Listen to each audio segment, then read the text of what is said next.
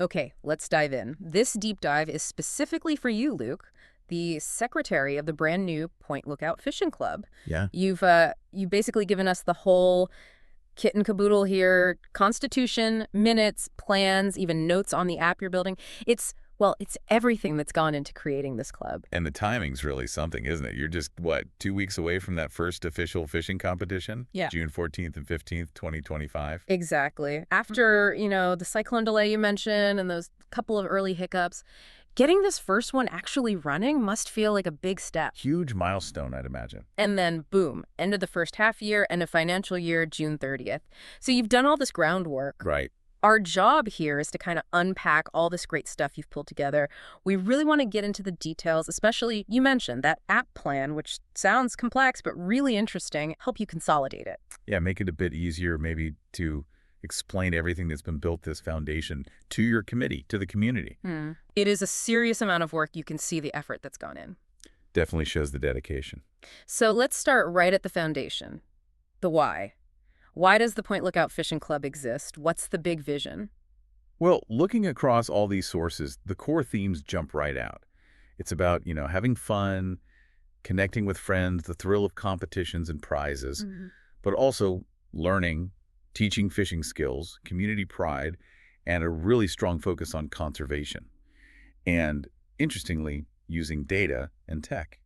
Yeah, that's the big idea you can feel underneath it all. And it's not just talk, it's formalized right there in the Constitution, in the club's official objects. Exactly. Promoting recreational fishing, running those local comps, and planning for a big annual marquee event down the line, educating members on sustainable practices, conservation. Actually working to improve the marine ecosystems Mm. and providing that social space, that community hub. It really stands out how they specifically wrote integrating technology and AI into the club's objects right from the start. It does, along with obviously supporting the local Point Lookout community, boosting tourism, helping the economy. That's all in there.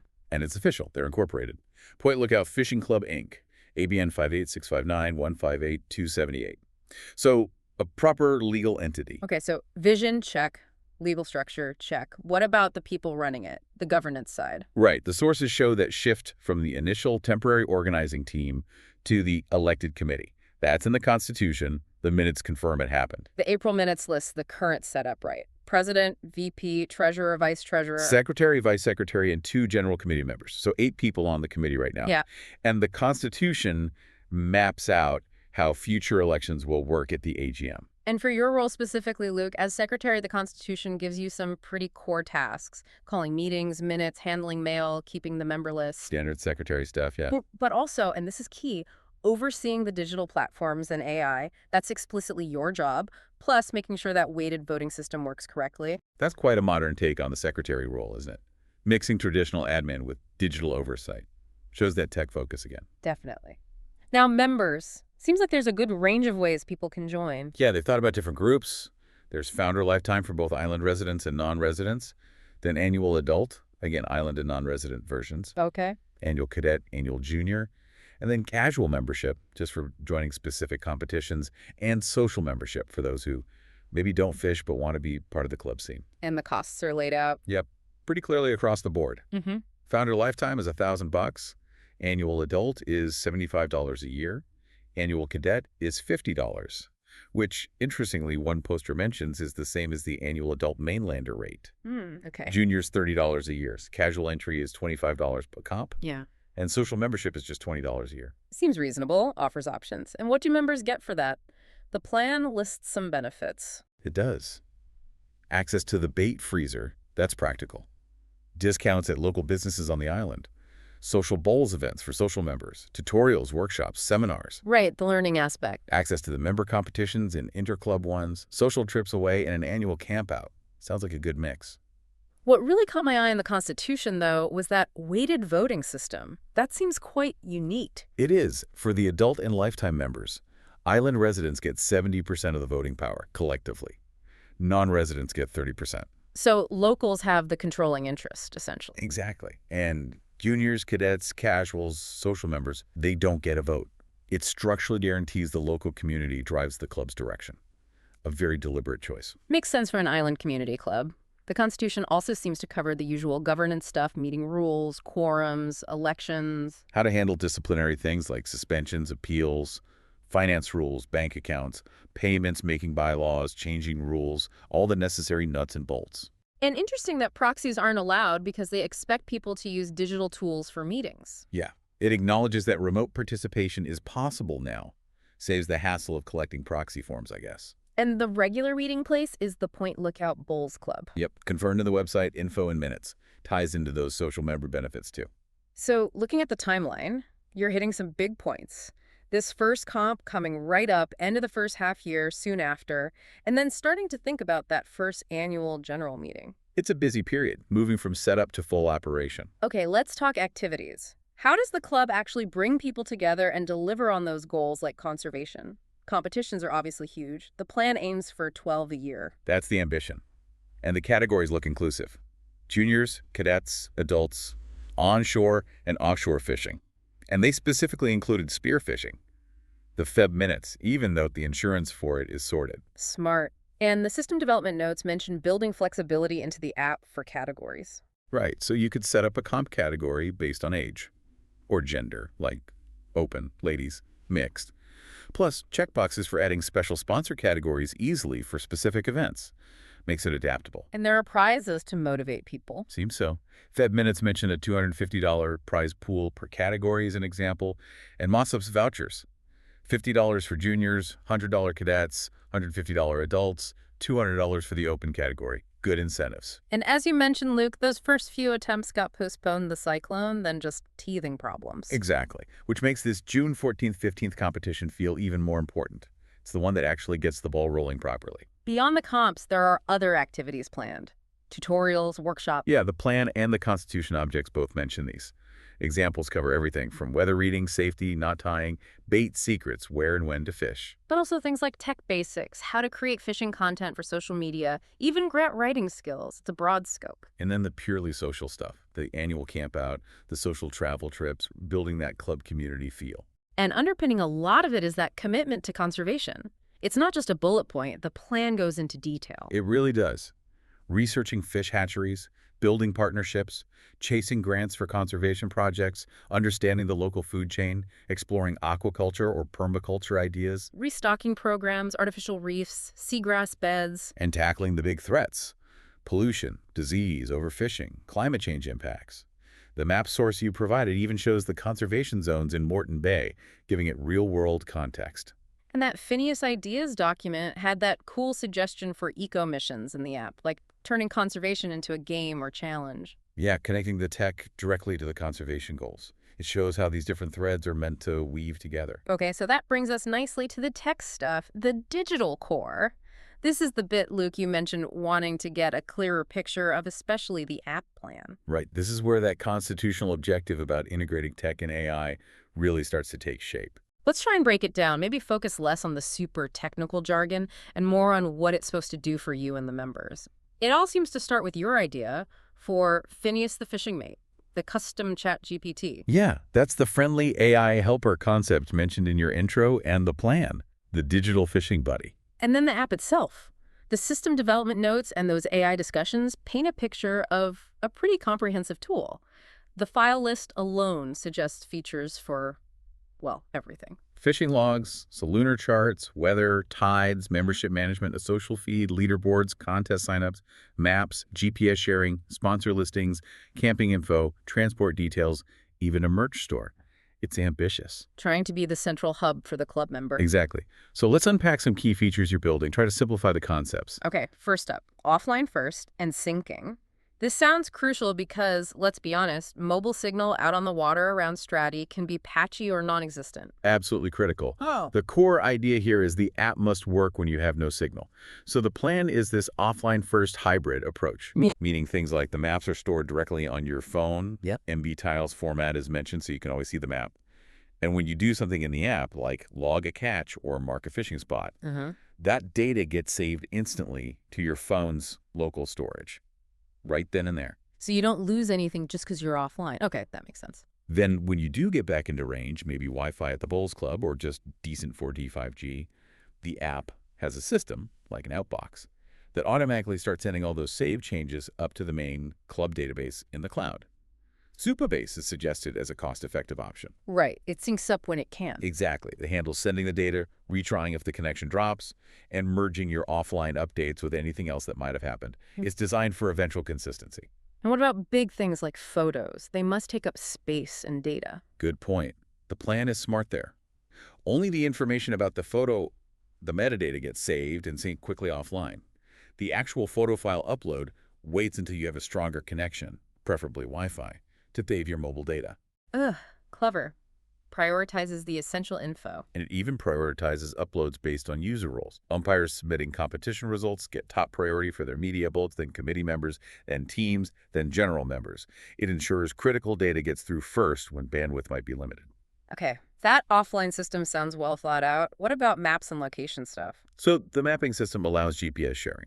You can choose who sees your location, keep it private, share just with your team during a comp, share with specific friends, or make it public to all members, useful for coordination or safety. And the really cool part seems to be layering other data onto the map. Yes, this is powerful. You can overlay things like real-time or predicted tide times and heights, water movement patterns, rain forecasts, barometric pressure trends, even pollution likelihood after heavy rain. Wow. Plus wind, waves, storm warnings, water spouts, and really practical island-specific stuff. Beach conditions for 4WD access, locations of hazards, campsite availability and rules, campfire advice critical on Stradbroke Island fire warnings, and direct access to emergency numbers. That turns the map into a real situational awareness tool. Definitely.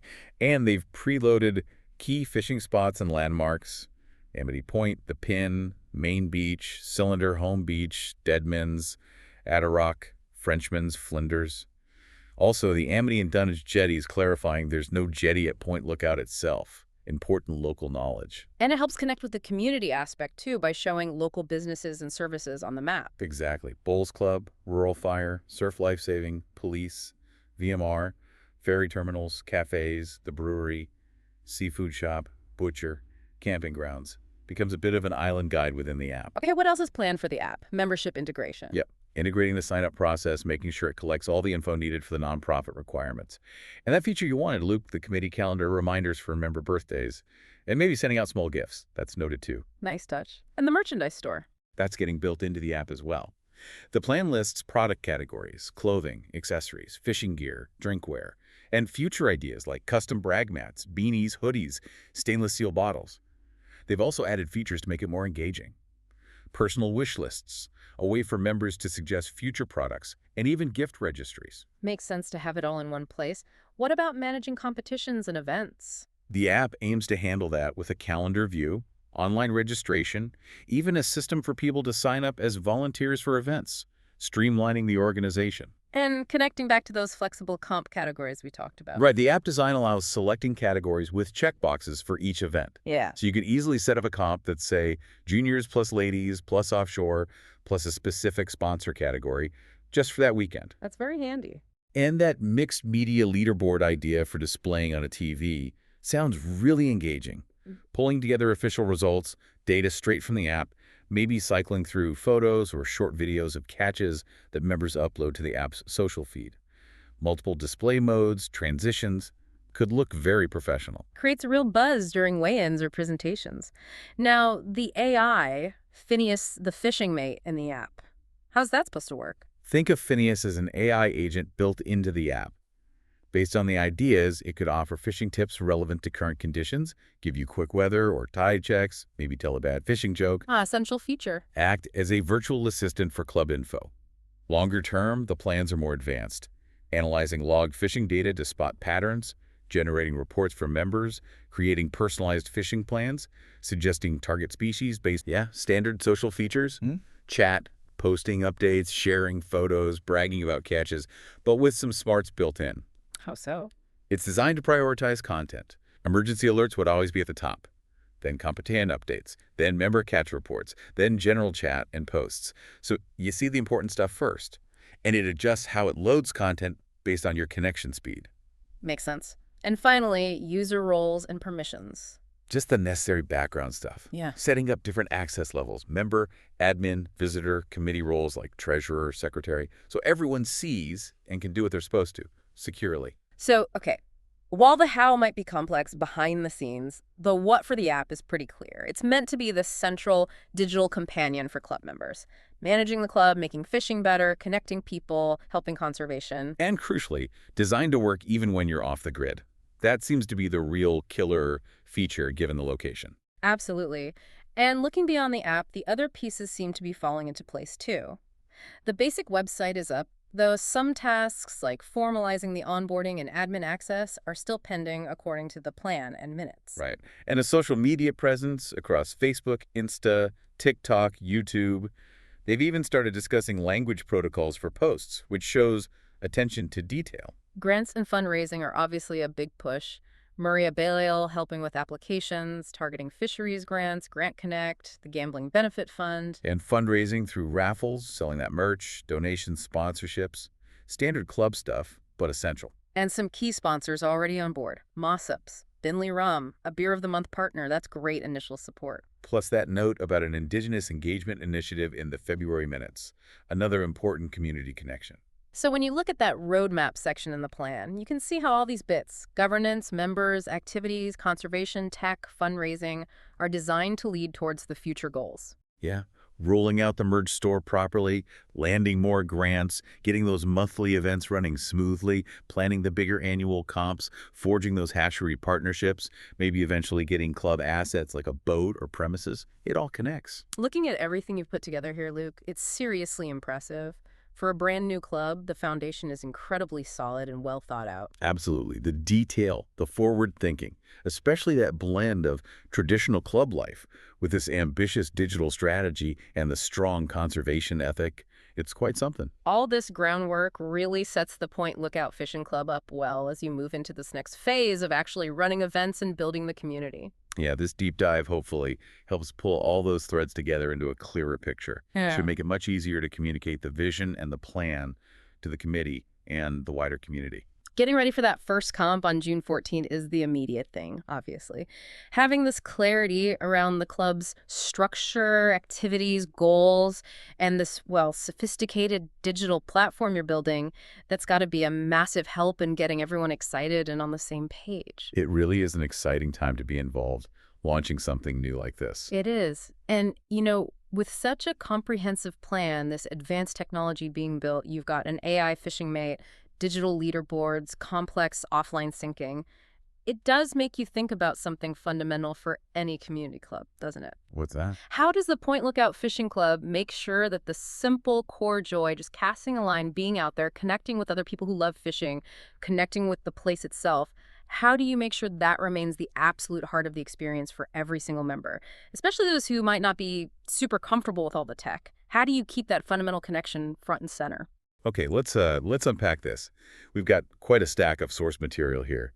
Gives us a really unique window into some projects and, well, ideas bubbling up right from North Stradbroke Island, Majariba. Yeah, it does. It feels like a snapshot, Mm. One person's vision for how technology can actually intersect with community and place. Exactly. We're looking at initiatives tied to a local fishing club. Right, and a film festival that's thinking about using AI, which is interesting. And then this even bigger, almost grand vision for an island-wide tech ecosystem. It's fascinating, isn't it? Because it's innovation coming from such a specific local context, not Silicon Valley this time. Absolutely. So the sources dive into the Point Lookout Fishing Club's plans for digital tools, the concepts behind this Quandamuka Film Festival, exploring AI for storytelling. And this really ambitious Stratty Everything app idea. Yeah. So our mission today, let's dive into this material, pull out the key nuggets. How are these seemingly different ideas connected?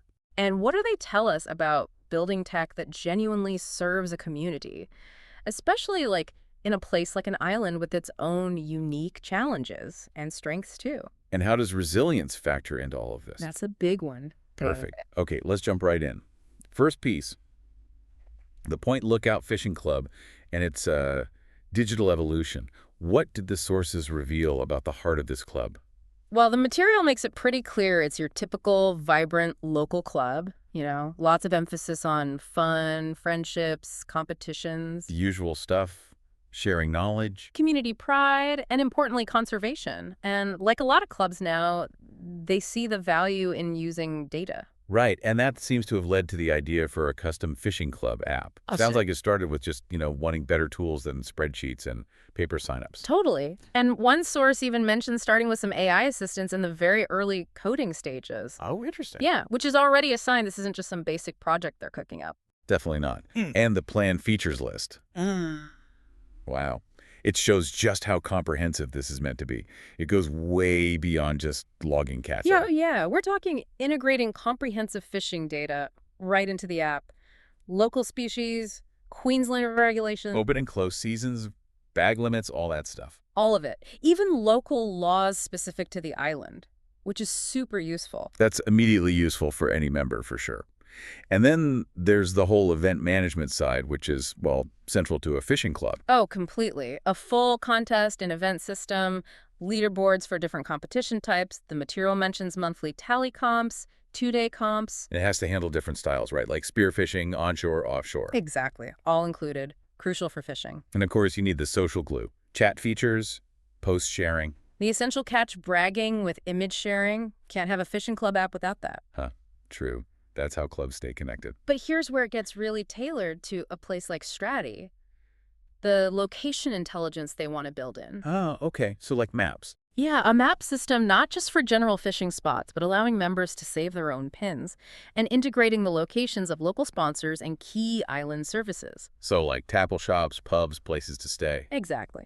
The sources mention places like the Point Lookout Bowls Club, Mossup's Tackle Shop, Minjariba Camping, civic hubs, too. And crucial logistics I saw. Information on transport hubs, bus stops, ferry terminals. Ferry timetables, yeah. Stradbroke ferries, Gold Cat's flyer, even details on beach camping rules. That's thinking about the whole member experience on the island. Really practical stuff. And there's even a plan for a merch store integration for fundraising. Yep.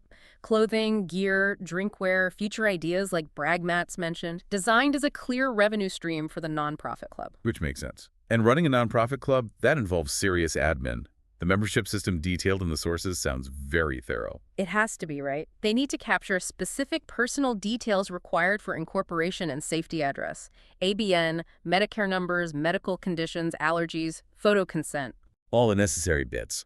Plus tracking member preferences and managing all the different committee positions. Yes, right down to calendar integration for the committee, reminding them of birthdays, membership anniversaries, meeting dates, even gift distributions. And the contest categories need flexibility, I gather. Yeah, the ability to mix and match age groups and gender options, like open, ladies, or mixed, depending on, say, the sponsor or event goals. They're even thinking about how the leaderboards will be displayed, like not just in the app. Right. Potentially mixed media displays on TVs or touchscreens, combining app data with older records or shared photos. And they need the data exportable in multiple formats: PDF, CSV, Excel, images, video. Okay, so this isn't just a simple database. It's a comprehensive community data system they're planning. It really is. And what's fascinating here and absolutely critical for an island is how much the design is driven by the challenge of connectivity on North Stradbroke. That immediately stood out to me in the sources, too. Mm-hmm. It's not just nice to have offline capabilities. Well, it's essential, isn't it? Yeah, totally essential. Patchy signal, maybe no signal at all out fishing or camping. Exactly. So the material stresses the need for an offline-first design and progressive web app, or PWA capabilities. Right, a PWA, for anyone not familiar, that basically lets a website act more like a native app on your phone. Pretty much, yeah. Often working even without an internet connection once it's loaded initially. And to achieve that, the technical strategy described sounds built for resilience. It relies heavily on local storage right on your device. Using specific technologies like IndexedDB or Local Forage, think of those as small databases living directly inside your web browser. Storing data like GPS points, catch logs, membership info. Dash details, yeah, all stored locally. And because you might be offline when you use the app, they plan an outbox queue. Exactly. Any changes you make, logging a catch, updating your profile, gets stored in this queue on your device. Until you regain a connection. Then what? Then there's a sync manager. Its job is to automatically handle pushing those changes from your outbox to the main database when you get back online and pulling down any new data from the main system. Even has to be smart enough to manage conflicts, right? If two people try to update the same thing offline. Yeah. Conflict resolution has to be built in, and they've thought about how to handle data synchronization and media uploads intelligently, too. How so? Prioritizing small, essential text updates when the connection is weak, and scheduling larger uploads like photos or videos for when you've got better signal or Wi-Fi. That makes sense. Don't clog up a weak signal with big files. And the sources even mention prioritizing uploads based on user groups, like umpires and committee members' uploads might get priority over regular members. And urgent things like competition evidence or safety incidents go first. Exactly. Smart prioritization. So what's the core insight we pull from this Fishing Club app project? What does it all mean? I think it's a really powerful example of how local needs, practical challenges like connectivity on an island, and specific community dynamics can drive the design of some pretty sophisticated digital tools. Yeah, it's not just building a fishing app. No, it's engineering a robust, community-focused platform tailored specifically for the realities of island life, using technology to genuinely enhance traditional activities and club management. And built with resilience from the ground up. That seems key. Absolutely, from the ground up. That makes perfect sense. Yeah. It's taking the idea of a club and thinking about how technology can make it fundamentally better, given the actual context. Okay, now, let's shift gears a bit. Another project touched on in the sources, the Quandamuca Film Festival and its exploration of AI. Yeah, this is a different flavor of using technology, more focused on creative expression, storytelling. And the sources indicate this is currently a plan, a website, not yet a hosted event. That's right. Driven by the same person behind the fishing app ideas, interestingly. And the core concept here is this AI film director assistant. The goal sounds really clear. Make creating film and TV pilots accessible to the local community. Yeah, accessibility is paramount here. Removing barriers regardless of someone's tech skill or filmmaking background, that's the aim. How do they plan to do that? Well, the plan outlines a user-friendly graphical interface, a GUI, designed with clear, simple steps presented almost like chapters in a story. Visually guided. Yeah, using local imagery, offering optional audio guidance, large text options, colorblind-friendly palettes, and they've even planned a friendly character mascot, the kookaburra, to offer tips. That's a fantastic touch. Makes it feel welcoming, not intimidating. And the AI-assisted creative process. Yeah. It sounds quite collaborative. It really does. It starts with ideation, where AI might suggest narrative concepts, maybe drawing on local contexts like cultural histories or environmental data from the island. But crucially, humans select the best ideas. The AI suggests, humans choose. Exactly. Then AI helps with story development, crafting character backstories, plot outlines. The sources say it can integrate local folklore and life. But again, with human oversight. Yes, this stage involves review by local storytellers to ensure cultural respect and authenticity. Very important. Then script drafting follows. AI can generate draft scripts, even attempting dialogue with local language inflections and humor. That's the idea. But then it's refined with feedback from local consultants. It's not just AI spitting out a script. And the visual side, concept art, storyboards. AI can create those using text-to-image and text-to-video tools, guided by specific formulas the project has developed. But again, humans review and adjust to capture authentic local aesthetics. It even extends to production support. AI helping with casting or simplifying scenes. Yeah, assisting with casting suggestions or helping simplify complex scenes to match available local resources, trying to make it practical. And finally, finalization. AI helps polish scripts, compile production packs. Create rough animatics with suggested music, perform quality checks. But the sources really emphasize that crucial human review and cultural advisor sign-off are required at every key stage. It's AI assisting, not replacing. And one source gets really specific about the how for the visuals, doesn't it? This art prompting for rapid storyboarding document. Ah, yes, that piece gets very technical about how they plan to instruct the AI models. Gives a glimpse under the hood. It provides detailed formulas and tables to guide the AI, offering a really granular level of control. You can define emotional expressions for characters, specifying facial muscles, eye details, voice tone, body movement with intensity levels from 1 to 5. Really specific. And you can guide the AI on the visual style, referencing specific films. Yeah. The sources mentioned Australian films like 10 Canoes or Rabbit Proof Fence. Exactly. Capturing specific cinematic elements like lighting and framing, incorporating detailed prompts for cultural items, environmental elements, emotional tone, technical quality like resolution. The prompt formulas sound very precise, like you could tell an AI express moderate happiness, intensity 3. Or, yeah, Create a single storyboard frame inspired by scenes from 10 Canoes 2006, showing a young filmmaker, evoking a sense of cultural pride, Hmm. that level of detail. So what's the key insight from this project?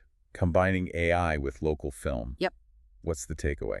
I think the real insight here is how advanced tech like AI is being viewed not as a replacement for human creativity or cultural knowledge. But as a tool to amplify it. Exactly. It's about empowering local voices on the island to tell their own stories in their own style, using tools that lower the traditional barriers to filmmaking. So it's an approach to cultural preservation and creative expression through accessibility. Yeah, leveraging AI for cultural empowerment. That's a great way to put it. Okay, that makes sense. Now let's connect these projects, the fishing app, the co-festival idea, to the much grander vision the sources also explore, the Stratty Everything app. Right. This is presented as, like, a unified digital operating system for the island, a local hub, an operating ledger, a civic network. But the material is clear. This is a daydream, a theory at this stage. Definitely. But it draws directly from the lessons learned or the thinking behind the smaller projects. And at the absolute core of this grand vision is resilience. Yes. Building a system designed to function even if mainland infrastructure collapses or becomes unavailable. And we're talking not just cyclones and fires, which are common regional risks. No, the vision extends to more extreme scenarios too. Solar flares, EMPs, even broader societal breakdown, really planning for the unexpected. And the proposed architecture for this level of resilience sounds incredibly thorough, almost hardcore. It is. It involves local kiosk hubs, maybe located at existing community centers like the Point Lookout Bowls Club or Amity Community Club, acting as local civic data nodes. Powered independently, solar and battery backup. Yeah, independent of the main grid for continuous operation. And communicating between these hubs using mesh networks. Exactly. For wireless communication, a mesh network lets devices connect directly to each other, bouncing messages along the chain, so you don't need a single central point or external provider. To maintain connectivity between the hubs, even if the wider internet is down. Right. Local communication stays up. And physically protecting the hardware within these hubs. Faraday cages. Yep. Enclosures designed to block electromagnetic fields, shielding the equipment inside from electrical surges like lightning or potentially EMPs. So each hub becomes a mini fortress of data and connectivity. That's the idea. Each holding a copy of critical island info, event schedules, community rosters, emergency plans, first aid guides. And the system could operate in different modes, normal and offline mesh. That's the plan. Normal when everything's working, offline mesh when the hubs just talk locally among themselves. Then the vision introduces an even more ambitious concept, a sovereign wealth fund on the blockchain. Wow. Yeah, that's a big one. Theorized as a transparent system to track and share value generated locally within the island community. The kind of value. The sources suggest things like clean energy production solar, maybe exploring sand or salt batteries, wave or tidal energy. Also tracking resource sharing, environmental regeneration efforts. And the goal is community, visibility, and collective decision-making. Exactly. Transparency and shared control over how this value is used. And this feeds into a broader concept they term a re-civilization of sand. What does that mean? It's a very evocative phrase, isn't it? It describes using the island's unique resources and context to build a sustainable future. Like turning sunlight and saltwater into energy, food, wealth. Yeah, developing new local tech, focusing on regenerative farming practices, including for ocean health. The sources even touch on this really intriguing potential to collaborate with wildlife. Dolphins and whales. Yeah. Using AI. Yeah, mentioning Google Gemma, which is a type of AI model. Yeah. Suggesting a futuristic idea of like interspecies communication as part of this vision. It's out there, but fascinating. The scope of this proposed grand commonwealth seems vast. Inner worlds, underworlds, surface worlds, other worlds. It's a holistic vision, spanning mind and spirit, subterranean refuges for resilience, the surface world of farms and tech, and even thinking about space or the future. And the vision directly addresses challenges like deepfakes and media fear-mongering. How? The idea is that digital tools built within this resilient system could help counter these, enabling community-led fact-checking, flagging questionable content, emphasizing critical thinking and trust within the community itself. It also seems to place this whole vision within the context of Earth's untamed nature. Right. acknowledging that while the island can feel tranquil, the planet is wild. The sources touch on historical civilizational collapses linked to natural cycles, acts of God, black swan events. Proven by the sun, solar system, galaxy. And connecting that understanding to drawing wisdom from ancient Dreamtime stories. Preparing not just to survive potential disruptions, but maybe to thrive through them. This everything app vision, it's clearly incredibly ambitious. How do you even begin to build something like that? Feels huge. That's a great question, and the sources emphasize this isn't something that can just be imposed from the top down. It has to be grown step by step. With the community involved. Absolutely. And built on practical foundations. The smaller projects, like the fishing app or the film festival tools, are seen as those essential building blocks.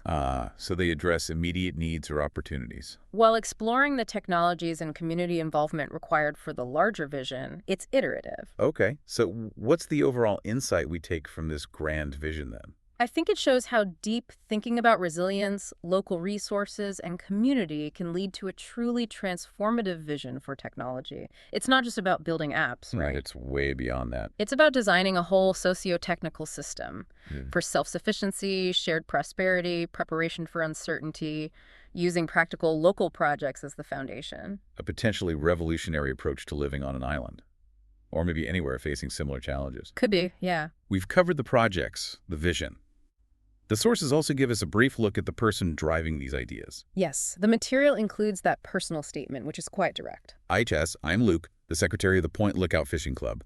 I'm also the instigator of the Quandamuca Film Festival, which has never been hosted. It's just my plan and website to bridge the gap between AI and everyday storytelling.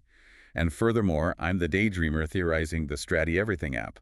That quote really puts a face to these initiatives, doesn't it? Makes it very personal. The sources mention his personal background, moving house 42 times. Wow. Learning by doing, experiencing systems that maybe didn't work well in different places. Which helps explain his motivation, I think. He talks about seeing how seemingly separate pieces fit together. Like the belief that AI isn't inherently the problem, but maybe poor incentives are. Yeah, or that community-level technology isn't some fantasy, but something long overdue. And that sharing wealth transparently isn't impossible. It's just a choice in how you design a system.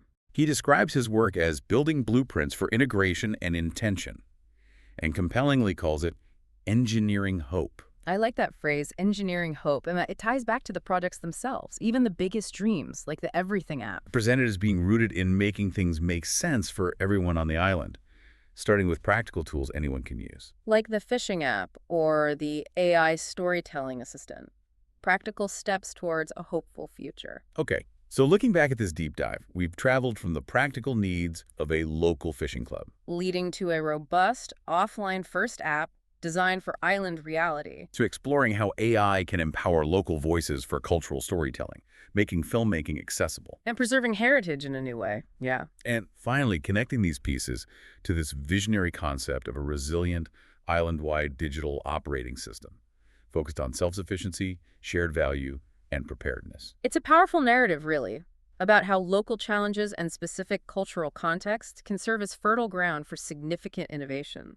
Potentially offering blueprints for resilience and equitable development far beyond just one island. Possibly, yeah.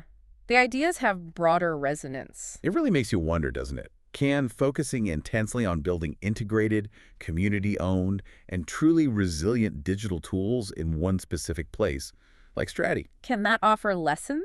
Even adaptable blueprints? for how communities everywhere can better navigate, information overload, environmental uncertainty, all the complexities of the modern world. Not just to get by, but to genuinely flourish. Exactly. It's a lot to think about. Okay, let's unpack this. Today, we're diving into a truly fascinating collection of sources. Really fascinating. Absolutely. It's quite a mix, isn't it? It really is. We've got this vision laid out that somehow spans from the very local, meeting minutes from a fishing club on North Stradbroke Island all the way to the future of AGI, artificial general intelligence, and even civilization itself. It's a huge scope. Huge. The documents cover, everything. Club constitutions, deep technical ideas on digital twins, manufacturing using local sand, designing AI, monitoring space weather, Earth's geology. And even philosophy, like the simulation hypothesis, it's all in there. Exactly. Yeah. So our mission today for this deep dive is to sort of comb through all this material, pull out the key insights, the nuggets of knowledge. And try to see how these incredibly diverse diverse pieces might actually connect. Precisely. How they might connect and maybe light up the path from local action stuff happening right there on Strati to this idea of rapid, intelligent evolution. And crucially, framing it in language that works for different community layers, making it accessible. That's the core challenge, isn't it? Exploring the blueprint these sources offer for the future, you're, well, dreaming up and trying to articulate. What strikes me immediately is how it grounds these massive, almost sci-fi ideas in the real world, in an actual community, its environment. Right. It's not just theory floating in space. It starts right there with familiar structures. Tangible things. And that's where you suggested we start right, at the roots, the Point Lookout Fishing Club. Makes sense. So the sources have specifics. Minutes from an April 2025 meeting. Looks like it was at the Bulls Club. Lists who was there. Covers the practical stuff. Totally. Setting up square payments, creating a technology admin Bible, basically documenting club systems, passwords, that kind of thing. Standard club admin, really. And then there's the club's constitution reference, membership rules, how the management committee works, president, treasurer, the usual role. Rules for meetings, voting. Yeah, quorums, voting, keeping the member register, restrictions on using member info for ads or politics, even the club's powers, like borrowing money. So what this shows right away is the starting point isn't some abstract plan. It's leveraging what's already there. Building on an existing community group with its own structure, its own operations. It's about enhancing that foundation, not replacing it. And then the sources connect this foundation directly to the island's ecosystem. There's a document suggesting conservation work the fishing club could actually help with. Like what, specifically? Things like seagrass restoration, building artificial reefs, using some interesting materials, too, like biorock structures with titanium mesh or geopolymer concrete. Okay, so innovative materials even at that stage. Yeah, and it links these efforts to wave power generation and the health of the whole Moreton Bay and Coral Sea ecosystem. It's not just local pond stuff. That's the first real connection, isn't it? Local group action, like a fishing club doing conservation, tying directly into wider environmental goals and even future energy ideas. It frames community groups as active players in sustainability. Active participants. And linking that to the next layer, the sources put huge emphasis on North Stradbroke Island's unique mineral sands. You know, the quartz, ilmenite, rutile, zircon, monazite. Right, the famous Strati sands. But here, they're not just like resources to be sold off. They're presented as the literal atomic building blocks for a future civilization on the island. Under this concept they call the civilization of sand. Exactly. Which is really about radical self-sufficiency, isn't it? Yeah. Building from the ground up with what's right there. Totally. The quartz gives high-purity silicon for solar panels, ilmenite and rutile. Titanium, super important. For strong, light materials. And zircon for ceramics. Monazite for rare earths. Like neodymium for magnets. Critical stuff. The insight seems to be the sand isn't just a resource, it's the raw material to manufacture basically everything you need for a new kind of society. Locally. Okay, and this is where the ambition just explodes. Building on those local sands, the sources propose turning Strati into an eco-super civilization. It's a bold phrase. Bold is an understatement. The idea is to build and sustain this society using only those local atomic elements from the sand, plus water and plants grown there, nothing else imported. And it's not just about basic needs. The vision includes things like subterranean cities, zero-emission ones, plus eco-sensitive surface cities. Build how? Mostly using additive manufacturing. 3D printing, basically. Yeah. Metal printing, polymer printing. For cities. For components, structures, the goal mentioned is huge. Yeah. Moving humanity from Kardashev scale 0.9, where we roughly are now, towards type 1 and even type 2. Right, let's just pause on that. The Kardashev scale, for anyone listening who isn't familiar, can you simplify that jump? Sure. Think of it as a measure of how well a civilization manages energy. Type 1 can use all the energy available on its home planet. Okay, planetary scale energy. Right, type 2 can harness all the energy of its home star, like building a Dyson sphere, theoretically. Oh. So the sources are suggesting this island project, incredibly, could be a seed, a catalyst, for humanity reaching that planetary energy level and beyond. All while staying in harmony with the ecosystem. That's the eco part. That's the critical constraint, yes. Harmony with ecosystems. And the sources get specific about how you start building this, well, type 1 society from sand. They list items for local manufacturing. What sort of things? Solar cells, obviously, from the quartz silicon, glass panels, energy storage batteries, wind turbine parts using titanium alloys, plant-based composites, those rare earth magnets again, Makes sense. What else? geothermal heat pumps, water pipes, maybe titanium, maybe biopolymers, and components for electrotransport like motors needing those magnets. And they touch on the actual manufacturing processes needed. They do. They mention the Kroll process for getting titanium metal out, and specific 3D printing methods, SLM, selective laser melting for metals, FDM, fused deposition modeling for polymers. So it shows they're thinking about the engineering fundamentals, not just waving hands.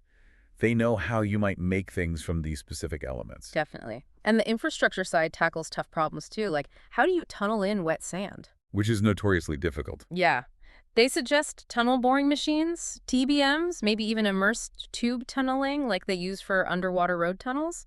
But they note the need for specific soil conditioning. You can't just drill. And managing all the excavated stuff. Right. Plus, energy storage. It's not just batteries. They list options like sand batteries, using sand for thermal energy storage. Clever, using the local material again. Molten salt systems, gravity batteries, compressed air storage, all these things to stabilize a grid powered purely by local renewables. Solar and wave power, presumably. Exactly. Solar and wave are mentioned.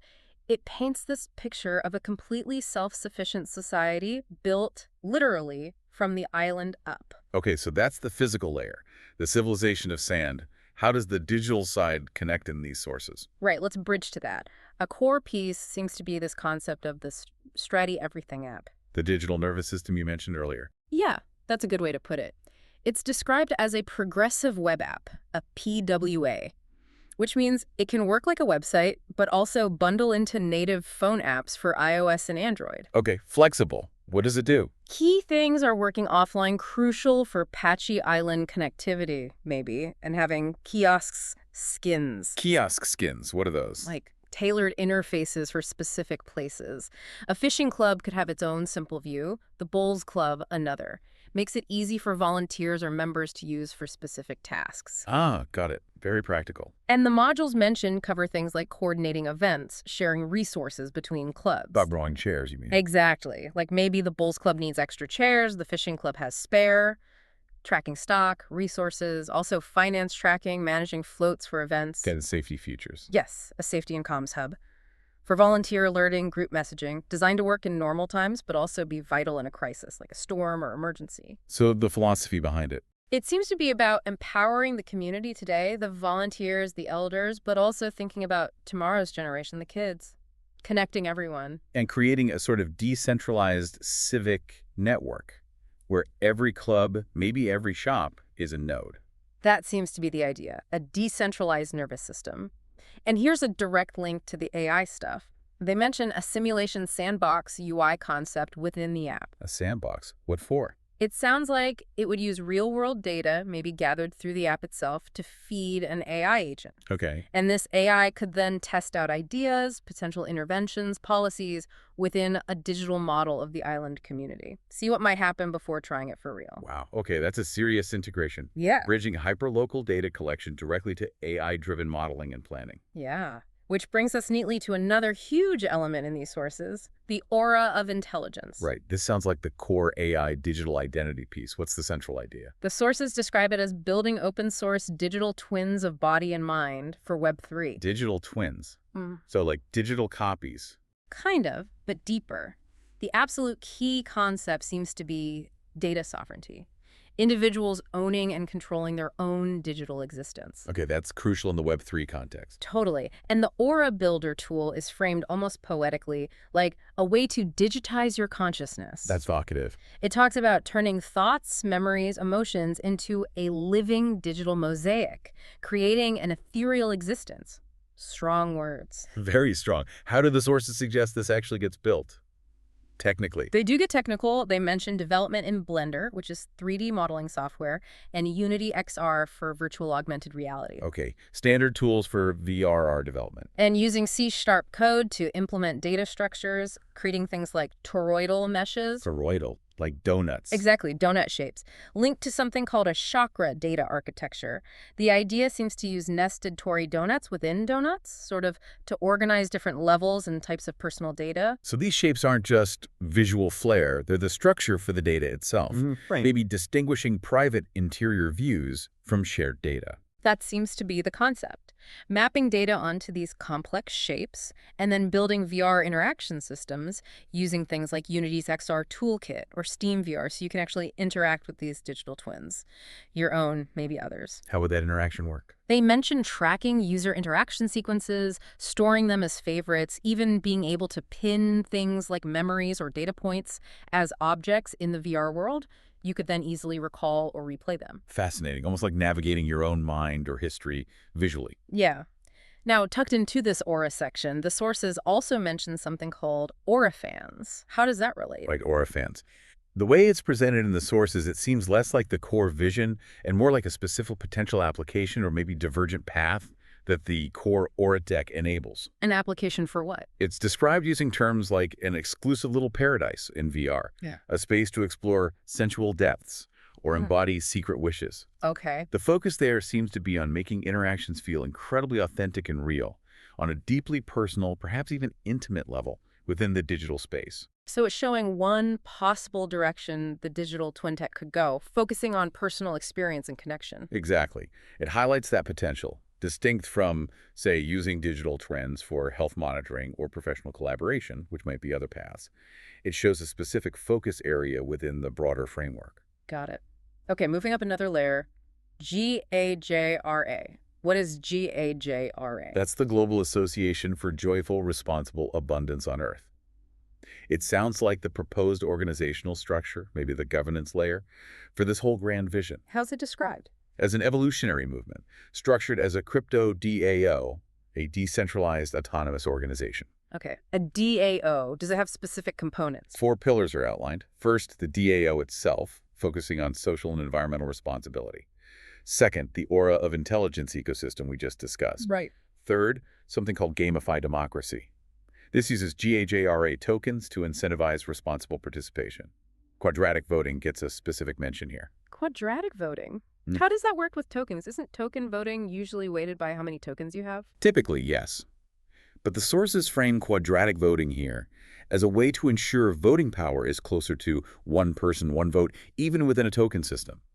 It mathematically reduces the influence of holding vast amounts of tokens, an attempt at fair blockchain governance. Interesting. And the fourth pillar? A global event, Live Aid 2025, planned for July 2025. Wow, like the original Live Aid. Seems to invoke that spirit. And there's a notable detail. The GOJRA token supply is intended to grow or shrink with the Earth's human population. Seriously? Linking crypto supply to demographics. That's what the sources described, trying to tie the digital economy directly to, well, humanity itself, describing it as a protopian path, small, incremental daily improvements towards that joyful, responsible abundance. Okay, that's the global structure. Now, weaving back to Strati, the Quandamuka Film Festival idea comes up. How does that fit? It connects through discussions on using AI for filmmaking, specifically for rapid storyboarding and production. So AI helping create film. Assisting, yes. The sources describe AI agents helping draft scripts, potentially incorporating local indigenous language or cultural nuances, which is important. And visually. Generating visual concepts from text prompts, for locations, characters, mood boards, and speeding up the whole storyboarding process. But is it AI taking over? No, and this is stressed heavily in the sources.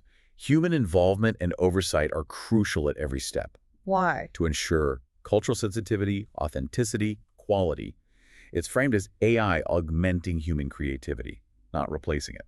Using simple interfaces, maybe plain language prompts like make it feel more local style or change the mood to hopeful. So it's about empowering local community storytelling using these advanced tools, building on that film festival concept. Precisely. AI in service of community expression. Okay. And finally, the sources zoom right out, way out, to monitoring vast natural systems. Yeah, this section is huge. It details a system for monitoring space weather and Earth science data, pulling it all together. What kind of data are we talking about? An incredible range. Solar wind, the interplanetary magnetic field, CMEs, coronal mass ejections from the sun, cosmic rays, geomagnetic storms. That's the space side. And the Earth side?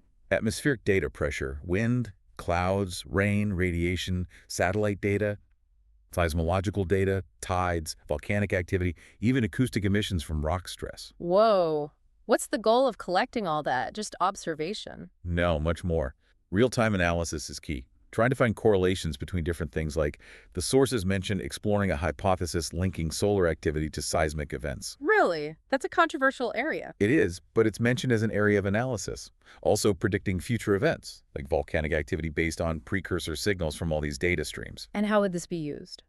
Visualizing it all, maybe in a VR data hub, to improve situational awareness, supporting emergency services with automated alerts, and public education interactive modules to help people understand our planet and its environment. Building resilience through understanding. That seems to be the aim. And the geological focus gets really specific too. How so? Analyzing Earth's materials from mining, deep core samples, looking at deep Earth structures like LSVZs, low shear velocity zones, and the bigger LLSVPs. Those deep mantle blobs. Exactly. And highlighting specific minerals like olivine, because it's so important for how the mantle moves and plate tectonics work. Any other specific geological ideas?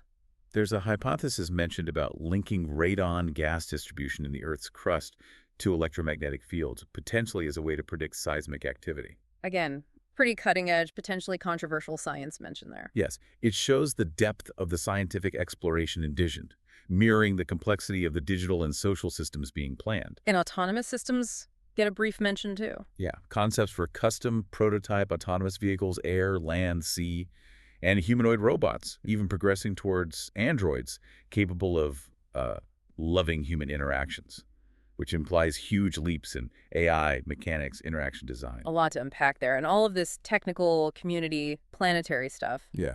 it sits against a philosophical backdrop. Right. The simulation hypothesis is mentioned explicitly. The idea that we might be living in a giant computer simulation. How do the sources use that idea? It seems less like they're saying we are in a simulation and more using it as a prompt, a way to make you think about the nature of reality. And how does that connect? It connects to care. It basically asks, if reality might be constructed, does that change how we should treat each other? How we should care for our world, simulated or not? It adds this layer of profound questioning, especially when you're talking about building digital twins and simulating communities. Okay. So pulling it all together, what really stands out from this collection of sources is this incredible weaving. Threads connecting vastly different scales. Exactly. From the day-to-day needs of a fishing club on Stradbroke, using the island's specific sand and potential for renewables. Through these advanced digital platforms like the Everything app and the very personal Aura digital twins. To global movements like JJRA and Live Aid, all powered by AI, advanced manufacturing, even monitoring the sun and the Earth's core. And it's not just vague ideas. There are concrete technical details mentioned, manufacturing steps, data strategies, governance ideas. It really does feel like the sources lay out a potential blueprint. Maybe fragmented, maybe ambitious, but a blueprint for bridging that local, tangible community work with a vision for rapid evolution. Towards advanced intelligence, responsible abundance, the connection you're trying to articulate. So thinking about the path forward, these sources offer this incredibly rich, interconnected picture. It suggests that the work with the fishing club, the film festival idea, the app concept, the aura theories, they're not separate things. But potentially integrated parts of a much larger system. That's what it feels like. A system grounding these huge futuristic visions right there in local action, in community, using the specific place, North Stradbroke Island, as the test bed, the starting point. Offering technical ideas, philosophical context, ways to organize. Yeah, and the big challenge, but also the opportunity, is communicating this complex, multi-layered vision in simple, accessible language. Making that path towards intelligent evolution something people can actually grasp, relate to, maybe even get excited about, right there in the community. Exactly. That's the work. And if we just step back one last time, connect this to the biggest picture imaginable. These sources seem to hint at a future where human consciousness, our communities, the planet's resources, AI, it could all potentially evolve together, become one integrated system. A mind-boggling thought. But here's the kicker. What if the very act of trying to build these incredibly detailed simulations, these perfect digital twins of reality, what if that fundamentally changes our understanding of what reality even is? Does the line just blur? Welcome to the Deep Dive. This is where we explore the sources you share with us, and today, well, this one's built specifically around the materials you sent, Luke. And it's clear right away that macro mindset you mentioned. It's definitely visible throughout these documents. Absolutely. It's quite a mix, isn't it? You've got very local, very grounded projects on North Stradbroke Island sitting alongside some really big picture thinking. Exactly that. So on the surface, we have things like the Point Lookout Fishing Club, plans for a Quandamooka Film Festival, and this concept for a Stratty Everything app. But then as you dig into the sources, you start seeing the threads connecting these, island initiatives back to your deeper work 10 years, you said. Theorizing AGI, super alignment, this aura of intelligence idea, data sovereignty, and the whole philosophy of joyful, responsible abundance. So our mission here is to unpack those connections. We'll start right there on the island with the local stuff and see how these sources show community needs and, well, cutting-edge theory feeding into each other. Right. Let's start with the place itself. North Stradbroke Island, or Stratty. Yeah, Stratty. It's clearly important to you. You call it a boomerang home. There's family history there. Yep. And the sources give us a concrete starting point. The Point Lookout Fishing Club. That's right, where you're the secretary, which, immediately grounds us in the community fabric. And the club's constitution that was in the sources, too, it even specifies the secretary has to be an adult island resident, really emphasizes that local connection. And looking through that constitution, you see the nuts and bolts, don't you? President, treasurer, committee members, rules about filling spots, even how club information is used. It's the basic setup for any local group. But what's interesting is how the sources frame even the fishing club as potentially playing a bigger role, especially environmentally. Yeah, that civilization of sand source. It talks about the maybe getting involved in seagrass restoration or deploying artificial reefs, collaborating on like eco-friendly wave energy. It suggests the club isn't just about fishing. It's part of this wider picture of caring for the island. And thinking about that island context, it leads straight into the challenges the sources highlight, the everyday stuff. Oh, definitely. You paint a clear picture, fragile bandwidth from the mainland, EFT POS machines going down, tricky digital forms, just a lack of coordination, really. Great examples, too, like the fishing club markets clashing with the surf carnival, no shared calendar. Or the Chamber of Commerce needing better ferry info than just the schedule, or wildlife carers notes stuck in notebooks not shared. Exactly. Yeah. And out of those frustrations, the sources propose this solution, the Stratty Everything app. Not just an app, but an island-wide nervous system. That's the term used. It's a powerful metaphor, isn't it? A nervous system. And the structure proposed in the sources, it's really key.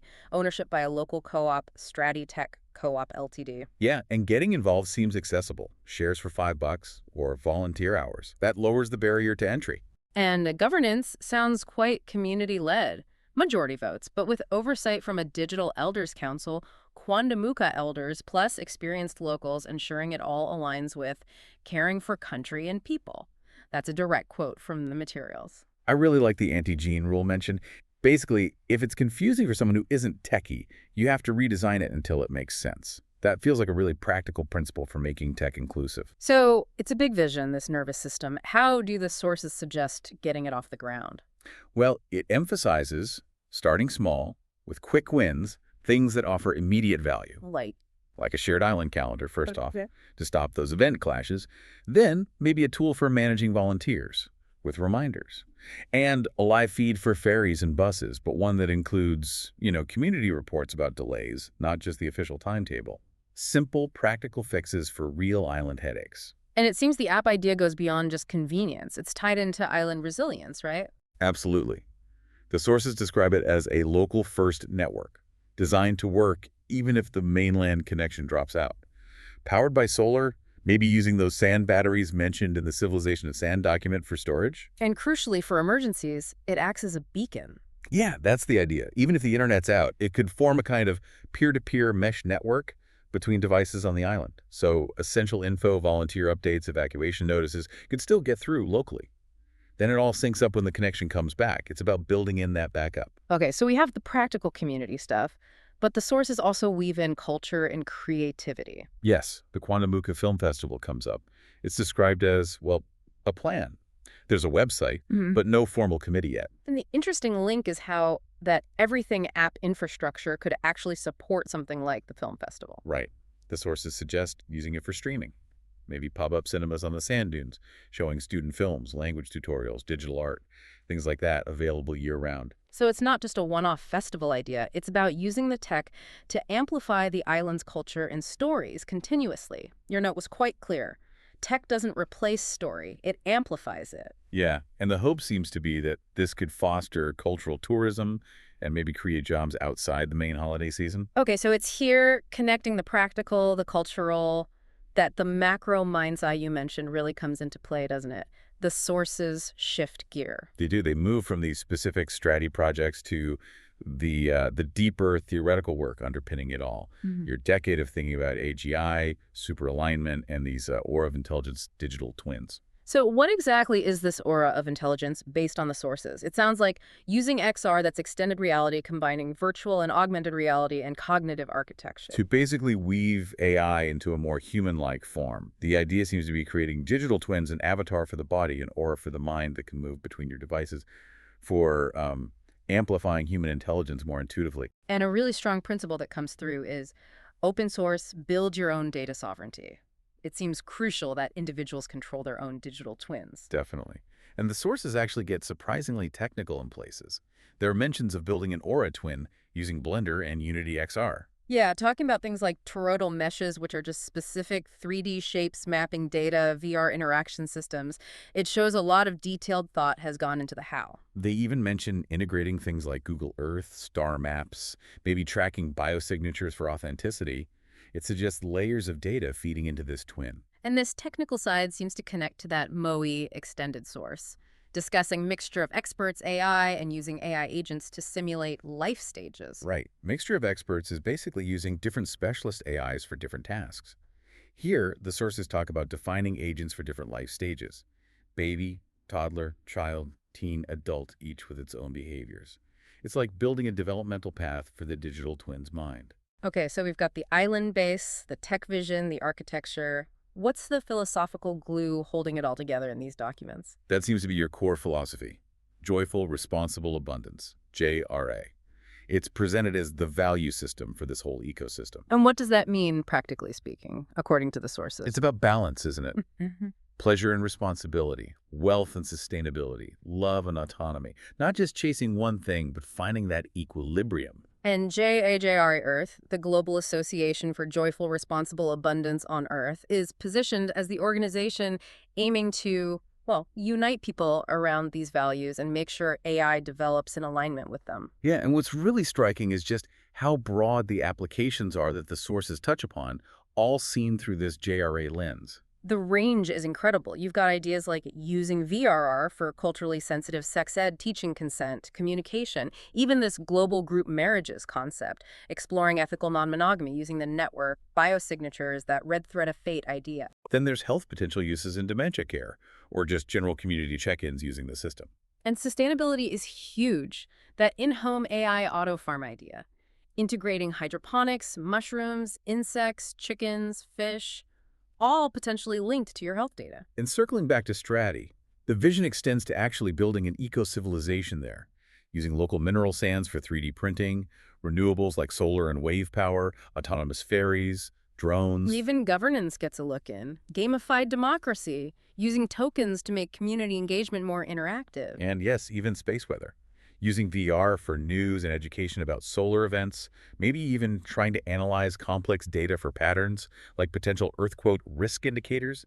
It's comprehensive. So all these different threads, relationships, health, farming, building, governance, space, the sources present them as flowing from joyful, responsible abundance, enabled by that Aura AGI tech framework. It really does bring us back to the island, doesn't it? It highlights how your own journey, your connection to Strati, it's not just context, it's the starting point, the anchor for these huge ideas. That seems to be a key takeaway from these sources. It's not just about tech for tech's sake. It's about building a model, starting small, solving real problems in a specific place like Strati, but framing it in a way that speaks to bigger global challenges around AI and the future. And you made a point in the materials about using simple language, trying to bridge that gap between the complex theory and the community, respecting different levels of understanding. Yeah, it speaks to that protopian path idea mentioned, not aiming for utopia overnight, but just making things a little bit better each day, each iteration, incrementally. Well, this has certainly been a journey through these sources, Luke. From the very tangible stuff, the fishing club, the quick wins for the everything app. through the cultural vision at the film festival, diving into the tech details of Aura, and then expanding out to the whole philosophy of joyful, responsible abundance and its, frankly, staggering range of potential applications. The documents you shared really lay out this integrated vision, where a deep connection to place fuels technology and philosophy aimed at, well, boosting human potential and building a more sustainable, connected future, starting local, thinking universal. It's ambitious stuff. It really shows how tackling everyday community issues can be seen as part of the process of figuring out intelligence itself and maybe building a better world. So based on all that, here's a final thought for you, Luke, and for everyone listening. How might the specific needs, the unique character of a local community like North Stradbroke Island, how might that not just benefit from cutting-edge tech, but actually shape its development? How could it even inform our understanding of something as big, as complex, as superintelligence itself? Welcome back to the Deep Dive. We've got a truly unique stack of sources in front of us today. Definitely unique. Everything from the nuts and bolts of a local club's constitution to blueprints for artificial general intelligence and, wow, global governance structures. Yeah. It feels like we're exploring the blueprint for an incredibly ambitious vision, one that seems deeply rooted in the specific geography and community of North Stradbroke Island. That's exactly right. These documents appear to lay out what you could call a macro mind's eye. A macro mind's eye. Yeah, a way of connecting the very tangible local life on Strati, as the sources often call it, with extremely advanced concepts like AGI and digital twins. And what's particularly striking is how these materials seem to tie this entire vision directly to a specific founder, Luke Hayes, exploring how his personal experience and, deep connection to Strati seem to be the wellspring for these expansive ideas. So the local stuff isn't just flavor. It's presented as the starting point. Exactly. Tangible starting points. Okay. So the mission for this deep dive, then, is to really pull apart this unusual mix of materials, find the core insights, and understand how these seemingly unconnected pieces fit together. Right. Strictly guided by the information you've provided, of course. We're going on a journey, I suppose. From the beaches and local clubs of Strati right up to the theoretical edge of AI and philosophy. We'll look at community projects, the technological frameworks proposed, and the philosophy woven through it all as they're presented in the sources. Let's unpack this. All right, let's ground ourselves first then, right there on North Stradbroke Island. The sources introduce us to the Point Lookout Fishing Club. What do they say about this local group? Well, the material includes details from the club's constitution, covering things like its internal governance, rules around membership. Standard club stuff. Pretty much, yeah. And the management structure with a president and treasurer. It's presented as a concrete, existing local institution. Okay. And how do these documents suggest this very local, maybe traditional club connects to the much bigger technological vision we see later? This is where it gets interesting, isn't it? The sources outline potential tech integrations for the fishing club. Like what? Ideas like hooking it up to real-time weather and tide data, adding social network features, creating a competition system with leaderboards. We're a fishing club. Yeah, building a database of fishing regulations, adding an image sharing system. There's even a concept for a GPS sharing system, perhaps for team events or, sharing spots. Any specifics? Actually, yes. Specific local areas like Frenchman's Beach and Flinders Beach are mentioned in relation to updating fishing spot data. Okay. And the sources also link the club to potential marine conservation work, seagrass restoration, artificial reefs, even connecting that to wave power projects planned for the island. That's quite a leap from a club constitution. It is. So, moving from fishing to film, sources also mention the Quandamuca Film Festival. What's the vision presented there? So one document describes this as a plan, right? Maybe not yet realized, but aimed at bridging the gap between AI and everyday storytelling. AI and storytelling. How? It details an AI-assisted film director tool. The idea is to use AI specifically for generating pilot episodes for this festival. Pilot episodes. Yeah, with a strong emphasis on cultural sensitivity, keeping technical language minimal, and making it really easy for the local community to use. Accessible. Exactly. Even including audio guidance and accessibility features. It seems framed as a way to empower local narratives using these advanced tools. So using AI as a kind of creative assistant. Yeah. Maybe for a festival that's, like you said, a planned initiative rather than an established event. Some Yeah. sources note that. That seems to be the implication, yeah. Okay, what's the third key local concept presented in the material? That's the idea for a Strati Everything app. Strati Everything app. Yeah. Sounds comprehensive. It does. The sources envision this as a community-centric application designed to provide health and well-being tools, mental health support, community check-ins, and just general real-time island information. And the sources emphasize its resilience features, right? I remember seeing that. Absolutely. They specifically mention it being solar-powered, having backup batteries, Huh. and even being housed in a Faraday cage. A Faraday cage. Why? Well, this is directly tied in the documents to the island's vulnerability, to natural disasters like storms, floods, fires, and power outages. Ah, I see. So designed to keep the community connected even when traditional infrastructure fails makes sense for an island. Precisely. And it's presented as an opt-in system, deliberately respecting existing methods like just using a phone or, talking to someone face-to-face at a local club. So not forcing it on people. Right. The aim seems to be to make it feel like a community-owned tool, not something imposed from outside. They even suggest things like demos with free food to encourage adoption. Yeah, always a good tactic. Always. And the sources don't just stop at the island. They propose connecting this app regionally. Regionally. Yeah, to other Bay Islands, Brisbane, and surrounding areas, potentially even tying into large events like the 2032 Olympics. Wow, okay. So these three local initiatives, the Fishing Club Tech, the Film Festival Plan, and this app concept, they appear in the documents as these really concrete examples of how this broader technological and philosophical vision could manifest at a community level. And all seemingly stemming from the individual associated with these papers, Luke Hayes. That's the strong impression given by the sources, yes. Yeah. These local projects as the first steps. Okay, so let's shift gears, moving from the local applications to the core technology itself. The sources heavily feature a concept called the aura of intelligence, or AOI. What is this at its heart, according to the material? The documents describe the aura of intelligence as primarily an XR extended reality graphical user interface. XRGEUI. Its stated purpose is to integrate complex technologies like blockchain, big data, artificial intelligence, and the Internet of Things. Right. But in a way that is presented as trustworthy and engaging. Trustworthy and engaging. And this is where the idea of digital twins comes in. Yes, that's a central part of the concept as described. The sources talk about building computational XR scaffolding around a person. Scaffolding? Yeah, interacting via smart devices and sensors to create digital twins. One twin represents the body and avatar, basically, and the other represents the mind, that's the aura itself. The mind twin is the aura. Got it. And the documents mention things like an aura OI, basics of an aura construction process, and tools like an XR Aura Builder app. So practical tools are envisioned. Do the sources provide any specific technical details about how this aura is built or functions, or is it more high level? They offer some, well, intriguing glimpses. Not a full schematic, but pieces. Cool. For example, there's mention of a 12 by 24 matrix for linking objects within the aura's XR scaffolding. And concepts like converting objects into patterns for machine learning vector spaces using tables, objects, weights, and biases. Standard ML terms, but applied here.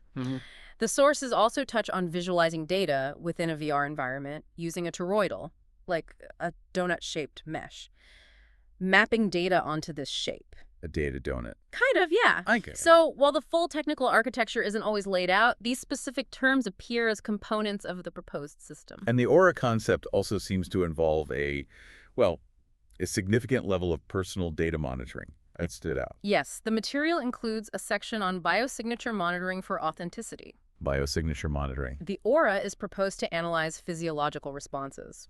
According to one source, this is intended to ensure harmony with a user's declared ethical values and virtues. Harmony. How? Well, it even suggests it could uncover all secrets by monitoring your biosignatures. Wow. Okay, that phrasing is quite striking. Uncover all secrets. It is. So it's not just a digital representation. It's explicitly linked to personal values and seems designed for a form of ethical verification.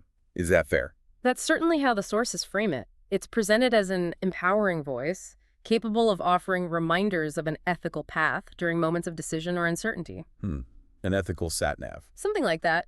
The material links the values and virtues a user selects in their profile to the potential for the aura to sort of monitor activity to maintain adherence to those values. That's how it's described in the documents. And this appears to feed into the broader goal mentioned in the sources. Yeah. The development of AGI, artificial general intelligence, Right. and ensuring something called superalignment. Exactly. The overarching vision described is building a sentient digital superintelligence in harmony with humanity and the environment of Earth. That's a big goal. Huge.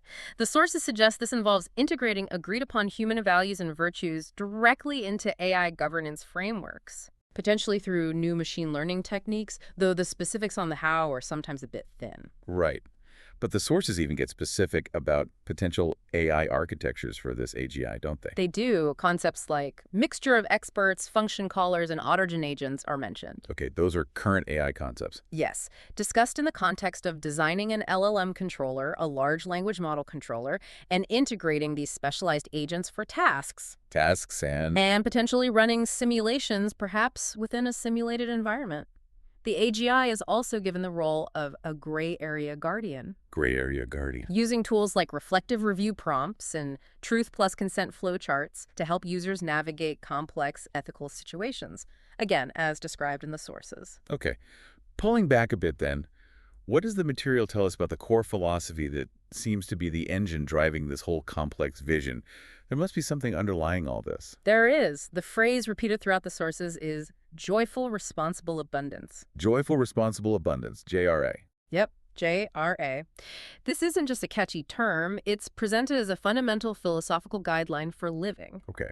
What does it mean in practice? It's about promoting a balance between pleasure and responsibility, wealth and sustainability, and love and autonomy. So, trying to reconcile personal well-being with collective and environmental responsibility, that kind of thing. That seems to be the core idea. It's presented as the guiding principle for many of the initiatives described. For example? Well, the idea of creating an eco-super-civilization on Strati, for instance, is directly linked in the documents to fostering JRA. An eco-super-civilization on Strati. Yeah. The sources talk about using local resources sustainably for manufacturing. They mention silica for glass, zirconium for ceramics, titanium and rare earth elements from mineral sands, for structures, wind turbines, magnets, batteries, all sourced locally and sustainably is the idea. Right. And the plan for building subterranean zero-emission cities and eco-sensitive surface cities on the island using additive manufacturing, 3D printing, basically. Underground cities. Yeah, that's also presented as a way to achieve this JRA philosophy, according to the documents. Okay. And does this philosophy extend beyond these, frankly, quite radical local plans to potential global economic and governance models? Yes, it does. The sources describe something called the JRA Earth DAO. A DAO, Decentralized Autonomous Organization. Exactly. And a related love token DAO. The concept seems to be tokenizing covenants, essentially formal agreements to fund projects. Using crypto tokens to fund things based on agreements. And using DAO councils where token holders collectively create charters and govern these projects. There's also mention of gamified impact. Gamified impact. Where collective actions unlock milestones intended to spur global participation within this JRA framework as described in the material. Okay. The sources also touch on alternative social structures, which seems like a pretty significant application of this philosophy and technology. That's definitely a striking element. The concept of global group marriages is explored. Global group marriages. Yes. And this is explicitly stated in the material to be driven by a disbelief in the traditional one soulmate idea and an advocacy for ethical non-monogamy in our internet-connected world. So, promoting polyamory on a structured global scale. Essentially, yes. The material provides a framework outlining systematic cyclical relationships, algorithmic organization of these marriage groups. Algorithms organizing marriages. Based on rigorous quality control, it says, of values, virtues, and attitudes. And even the tokenization of covenants within these group marriage structures. Wow. So this connects the intensely personal and social with the ethical, technological, and economic aspects, all under this umbrella of JRA and the AOI system. Exactly. It pulls it all together. The AOI super assistant, that AI component we talked about, is even envisioned in the documents as being involved in the application process for these groups. How so? Requiring identity proof, financial checks, personal history reviews, detailed preferences. The process, as described, emphasizes trust and compatibility. And the AGI's role as that gray area guardian and the explicit mention of consent-based token burn rituals are linked in the sources to navigating the complexities and ensuring ethical behavior within these proposed structures. Soak and burn rituals for consent. Mm. Okay, bringing it all back to the beginning then, Strati isn't just a random location in these sources, is it? It's presented as the starting point, the crucible, for this entire ambitious vision. That's precisely the framing in the sources, yes. One document, actually titled Stradbroke Awakening, explicitly positions the island as the origin point where this transformation begins in 2024. And the goal stated for Strati itself. The goal stated is for it to become a self-sustaining, technologically advanced eco-civilization that honored the land and its people. Okay. And events like Live Aid 2025 seem to play a role in connecting this local vision to a global audience. How does that fit? The sources describe Live Aid 2025 as a significant 3-day global event planned for July 2025. It's intended as a catalyst. A catalyst for what? Using music and art to unite the world, yes, but critically, it's also presented as the platform for facilitating the first ever world vote to identify viable values and virtues. A world vote. To be the common sense of humanity's first age of wisdom, as stated in the material. A global vote on values, facilitated by a concert event. That seems to be the plan. And the AOI and those mixed reality games are integrated into this global event for audience engagement. That's the detailed plan outlined, yeah. It involved using AI for recommendations and facilitation, predictive analysis, and mixed reality games designed around collaboration and civic engagement tasks, with participation tied to earning those GAGRA tokens we mentioned. So you play games, engage civically, earn tokens. And the vision, according to the sources, is that millions could experience the event through the AOI as if they were physically present. Immersive global participation. That's the idea. So the local efforts and concepts originating on Strati, seemingly driven by Luke Hayes' vision, are presented as a blueprint or inspiration for global adoption. Using this specific technological framework, the AOI, and this shared philosophy, JRA. The sources certainly suggest this ripple effect. Communities worldwide are envisioned as potentially adapting the AOI framework, this idea of gamified democracy, to their own cultural contexts. Right. The stated goal in one document is a mathematically proven open virtual world gamification simulations and free will within agreed humane rights and core values that each individual embeds in their custom aura of intelligence digital twin framework. That's a mouthful. It is. Yeah. But it shows the scope. It Yeah. seems Strati is indeed framed as the tangible, specific location where this highly ambitious, multifaceted global vision is intended to begin. Wow. That was quite the journey through these documents, wasn't it? It really was. We went from the very local, specific details of a fishing club constitution on an Australian island, all the way to the intricate technical concepts behind building digital twins of the mind and body. Designing global governance models, planning worldwide votes on human values, and even exploring these alternative social structures. It's quite a scope.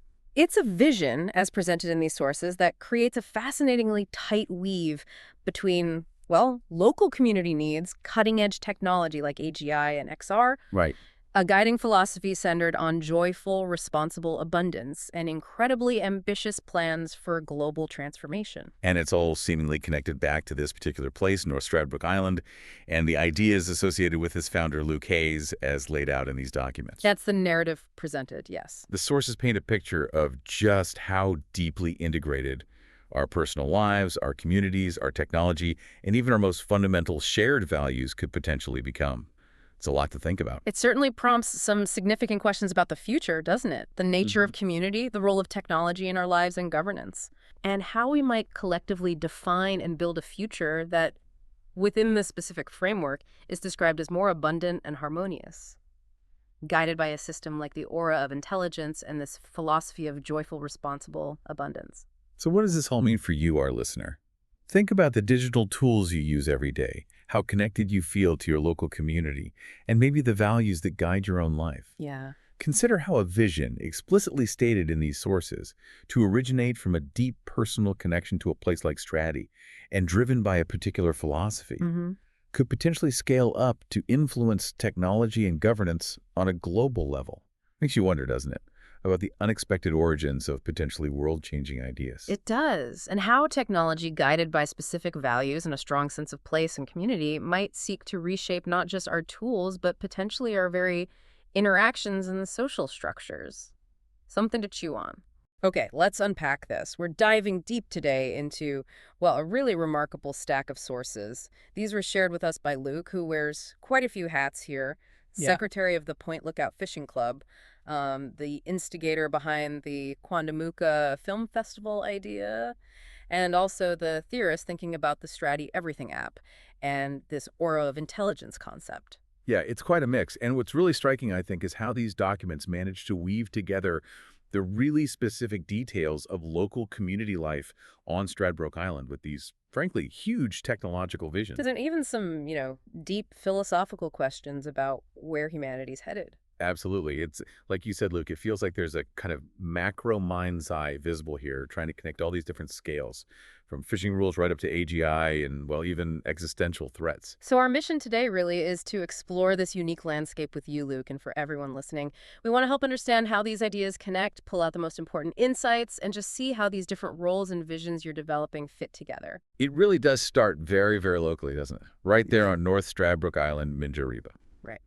Let's start exactly where you suggested, the Point Lookout Fishing Club. The sources give us a good look at the nuts and bolts. Yeah, the Constitution, the committee structure, rules for members, how meetings run, Hmm. the basic framework of a community group. But then, and this is where it gets really interesting, straight away, the documents bridge this local stuff with tech.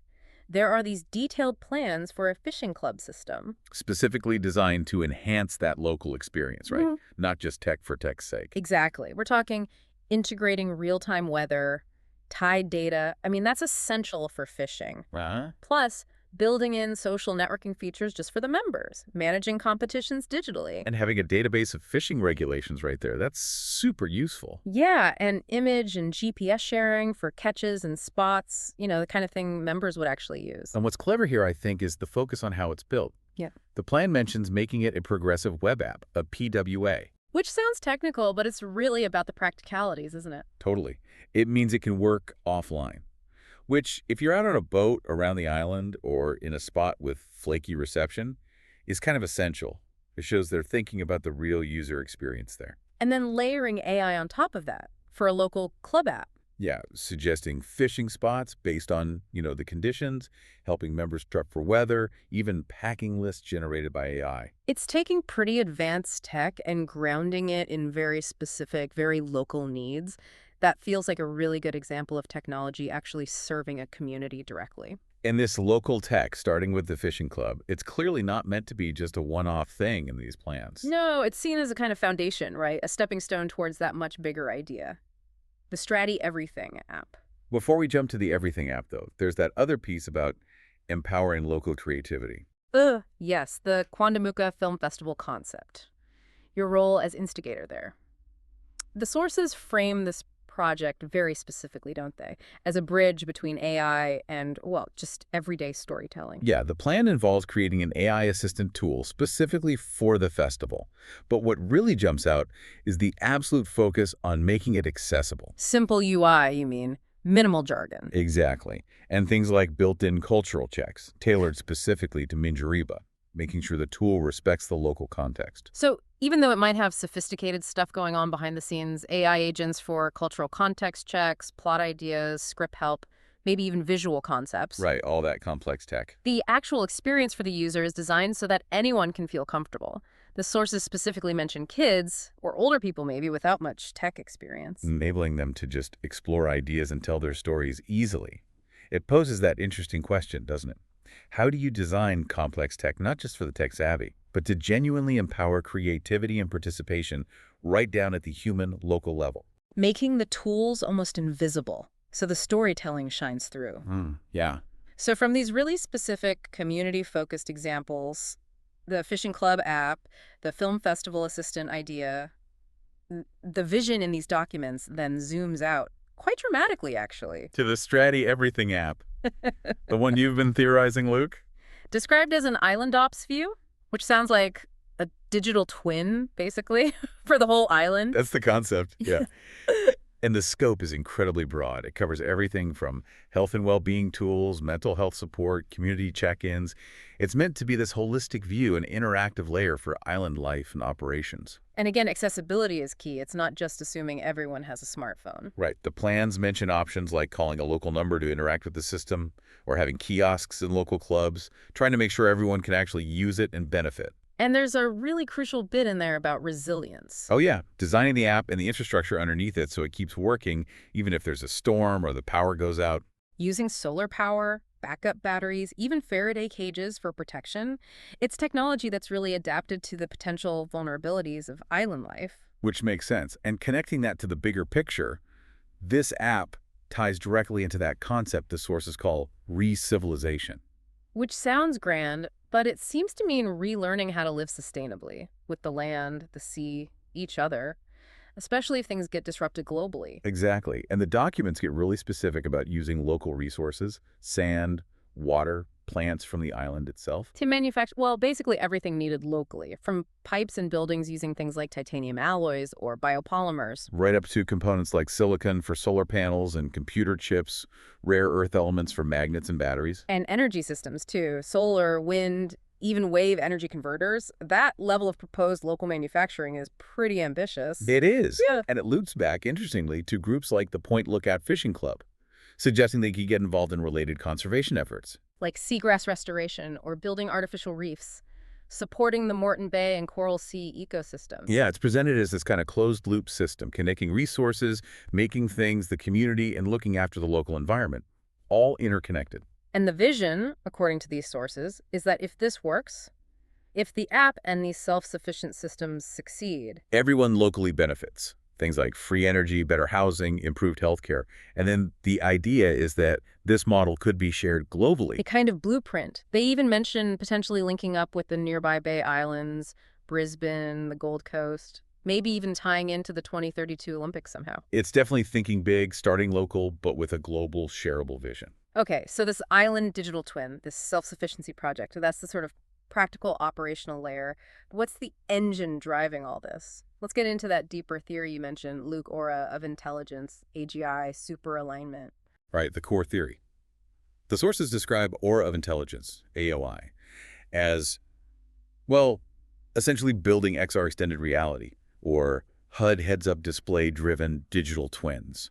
Digital twins of your body and your mind integrated with AGI. Okay, that sounds complex. It definitely involves a lot of technical layers.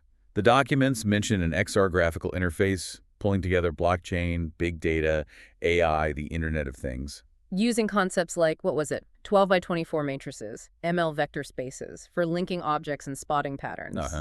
And interestingly, it also talks about linking these to human concepts, like the 7 chakras represented by colors, a geosphere for mapping Earth and stars, using relative scale based on body measurements. Yeah. It seems to be blending data science with more, let's say, holistic or ancient wisdom concepts. It's quite a fusion, trying to create this multi-dimensional model for the digital twin, integrating maybe subjective experience with objective data. That seems to be the idea. But despite all that complexity, the stated goal is always about building a system that's trustworthy, fun, and empowering. And open source is a big part of that, isn't it? Build your own data sovereignty. They mention an Aura construction process and an XR Aura Builder app. Yes, putting the control in the user's hands. And the long-term goal here is clearly stated. Achieving artificial general intelligence, AGI, and something called super alignment. Aligning the AI with human values and goals. Exactly. And all of this is framed within that core philosophy you keep coming back to, Luke. Joyful, responsible abundance. That seems to be the guiding principle, deeply tied to your own life experience and returning to Strati.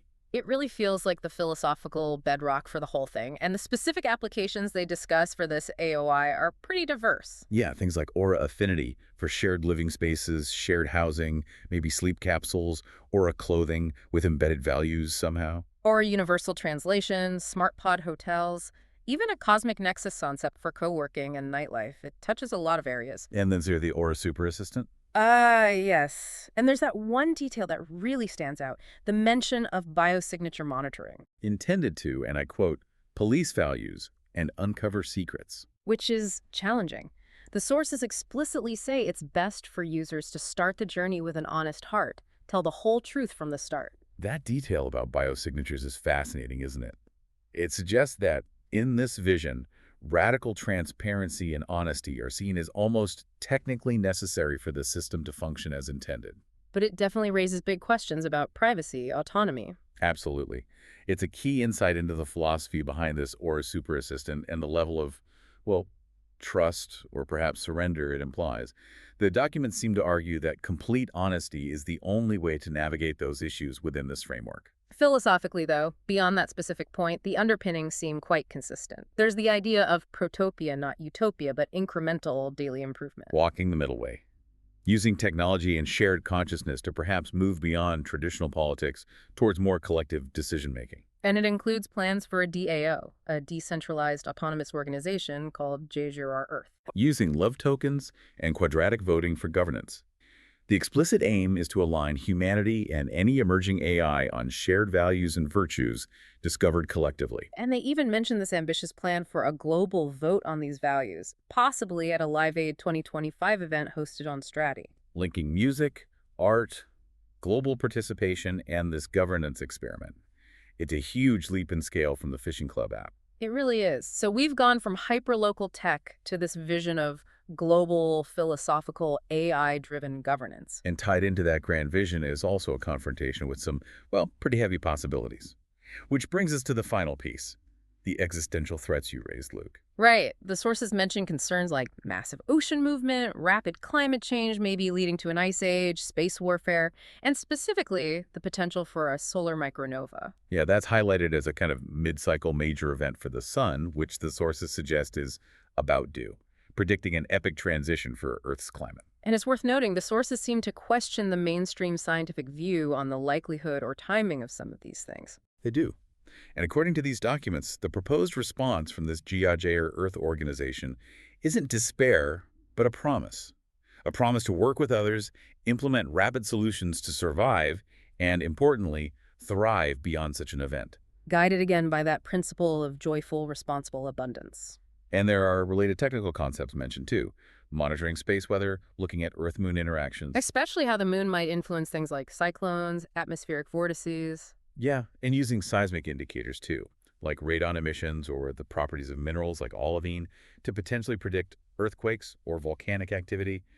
Even mentioning VR visualizations for this complex data is trying to pull together different scientific threads to anticipate risks. So when you put it all together, this vision laid out in your sources, Luke, of building this eco-super civilization, a joyful safe haven on North Stradbroke Island. Using local resources, advanced tech, guided by this philosophy. It can be seen as a very practical, albeit incredibly ambitious, response to those potential existential threats. An effort rooted in that belief you expressed, that maybe we owe future generations more than national debt.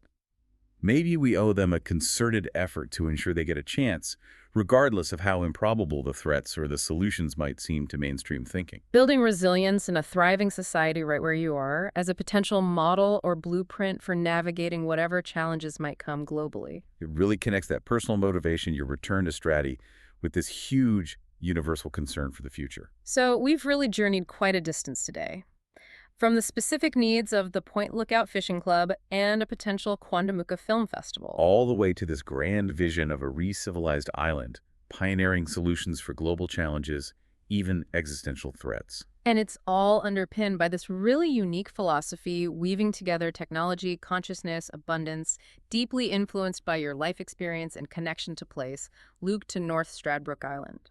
Yeah, this deep dive into your sources, it really reveals a fascinating attempt to reconcile the local and the global, the practical and the philosophical, trying to blend ancient wisdom, maybe, with cutting-edge AI development. And what's really fascinating, I think, is this core idea pulsing through it all, that the blueprints for navigating humanity's biggest challenges, maybe even those existential ones, Might not come solely from the usual places, the traditional power centers, or just mainstream science. but could instead be forged right there, in the context of a passionate local community, deeply connected to its place.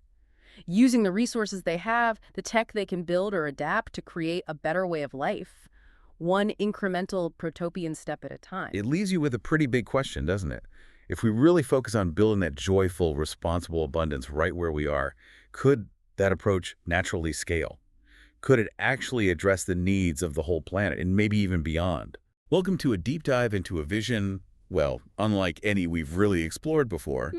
It's centered on North Stradbroke Island Stratty, as the locals call it. Right. But it reaches way beyond that, across realities, really, from the actual sand to, well, the cosmos. That's a good way to put it.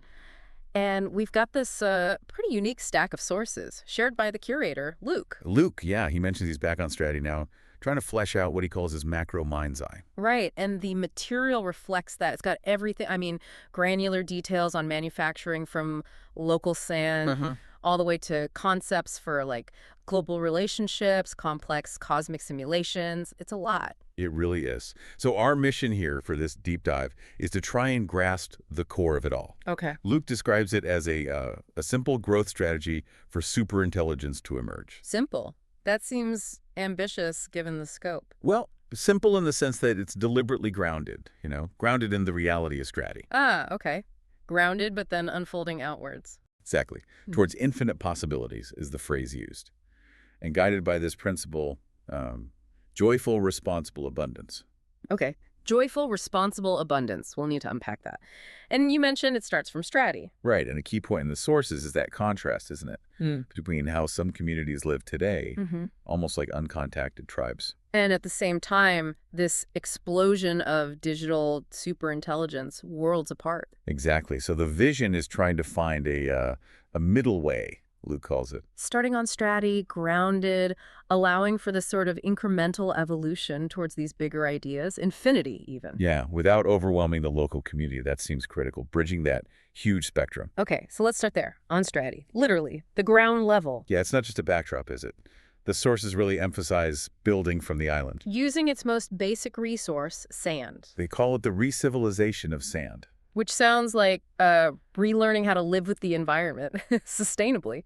Yeah, land, sea, each other. Starting with the sand islands, turning local elements into energy, food, wealth. Okay, and this is where it gets really specific, based on the sources. They actually list items to manufacture, sequentially, using only the atomic elements available right there on Stratty. Which is fascinating. It's not just theory. It's like a practical roadmap. Totally. So you take quartz sand, process it into high-purity silica. Right, and that gives you glass, windows, screens, fiber optic. Exactly. Then you extract zirconium from zircon sands. That's for zirconia, ceramics, wear-resistant parts, pipes, that kind of thing. Okay, makes sense. Then there's ilmenite and rutile sources for titanium metal, for strong alloys. And rare earth elements, too, from monazite. Crucial for magnets, I guess. Absolutely. High-strength magnets. And then you use all this local stuff to build, well, quite a list. Like what? Wind turbines using titanium, maybe biomimicry for the blades, geothermal heat pumps, electric motors, generators. Okay, so energy infrastructure. Yeah, and components for lithium-ion batteries.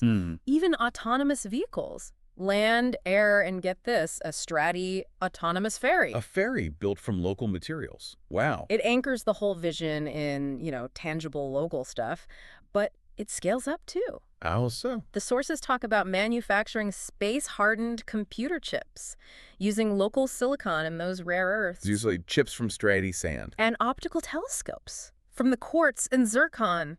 Building advanced tech tools right there. That's ambitious. Yeah. But how do you connect that back to the community? That's key to Luke's point about not overwhelming people, right? Definitely. And the vision tries to address that by suggesting something familiar and everything APP for Stratty. An app. But didn't you say not overwhelming? Well, it's designed to be optional, accessible really simply like just a phone call or a kiosk at the Bowls Club maybe. Okay. Not forced on people. Right. Handling everyday things. Health check-ins, community notices, enhancing well-being, not complicating life.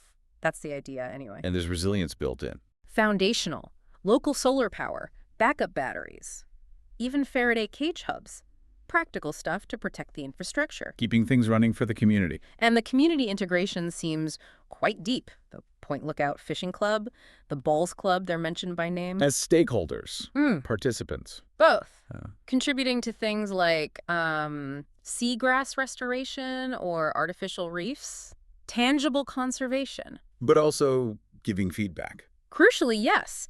There's mention of a premonition FAQ, basically a channel for them to flag daily hassles, Yeah. suggest what tech could actually fix for them. So real input, not just top down. Yeah, and it even touches on governance. Ideas like gamified democracy, possibly Yeah. using these existing clubs for transparent decision-making. Grounding the big vision in the existing social fabric. Which leads us nicely from that physical ground layer. To the digital one, the tech underneath it all.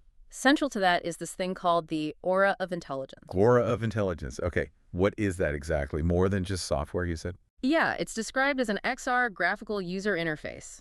XR meaning, extended reality. So like virtual reality, augmented reality. Kind of enveloping the user. A computational scaffolding is the term used. Okay. Scaffolding, how does it work? The sources get technical. Oh, yeah. They mention using a 12 by 24 matrix, converting objects into patterns. Patterns from machine learning.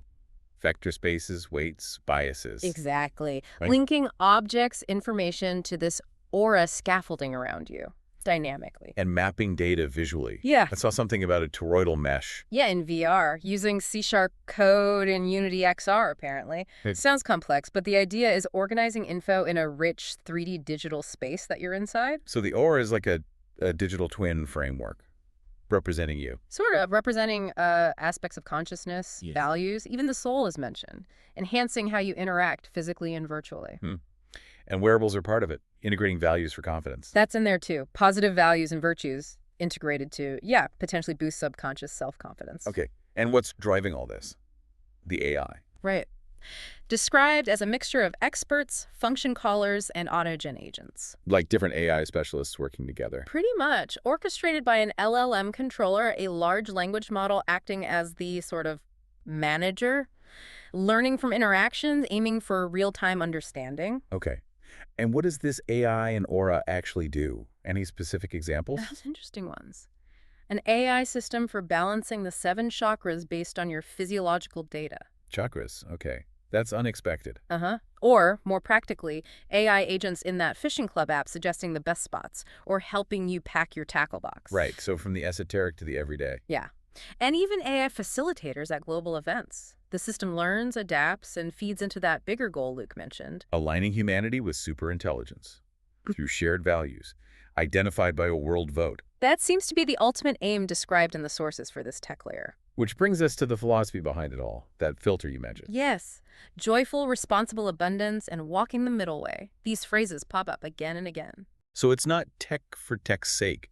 It's guided. Guided by this specific human-centric ethical lens. That's how the sources frame it. And it influences everything, even personal stuff, like relationship. Oh, definitely. The sources introduce this concept of global group marriages. Global group marriages. Okay, explain that one. Well, the reasoning presented is that traditional marriage puts too many conditions on love, especially in an abundant, connected world. Implying one soulmate is restrictive? Something like that. The vision suggests sophisticated humans can ethically love multiple people. And the aura system helps organize this. Algorithmically, yeah. Yeah. Based on aligned values, virtues, preferences. Wow.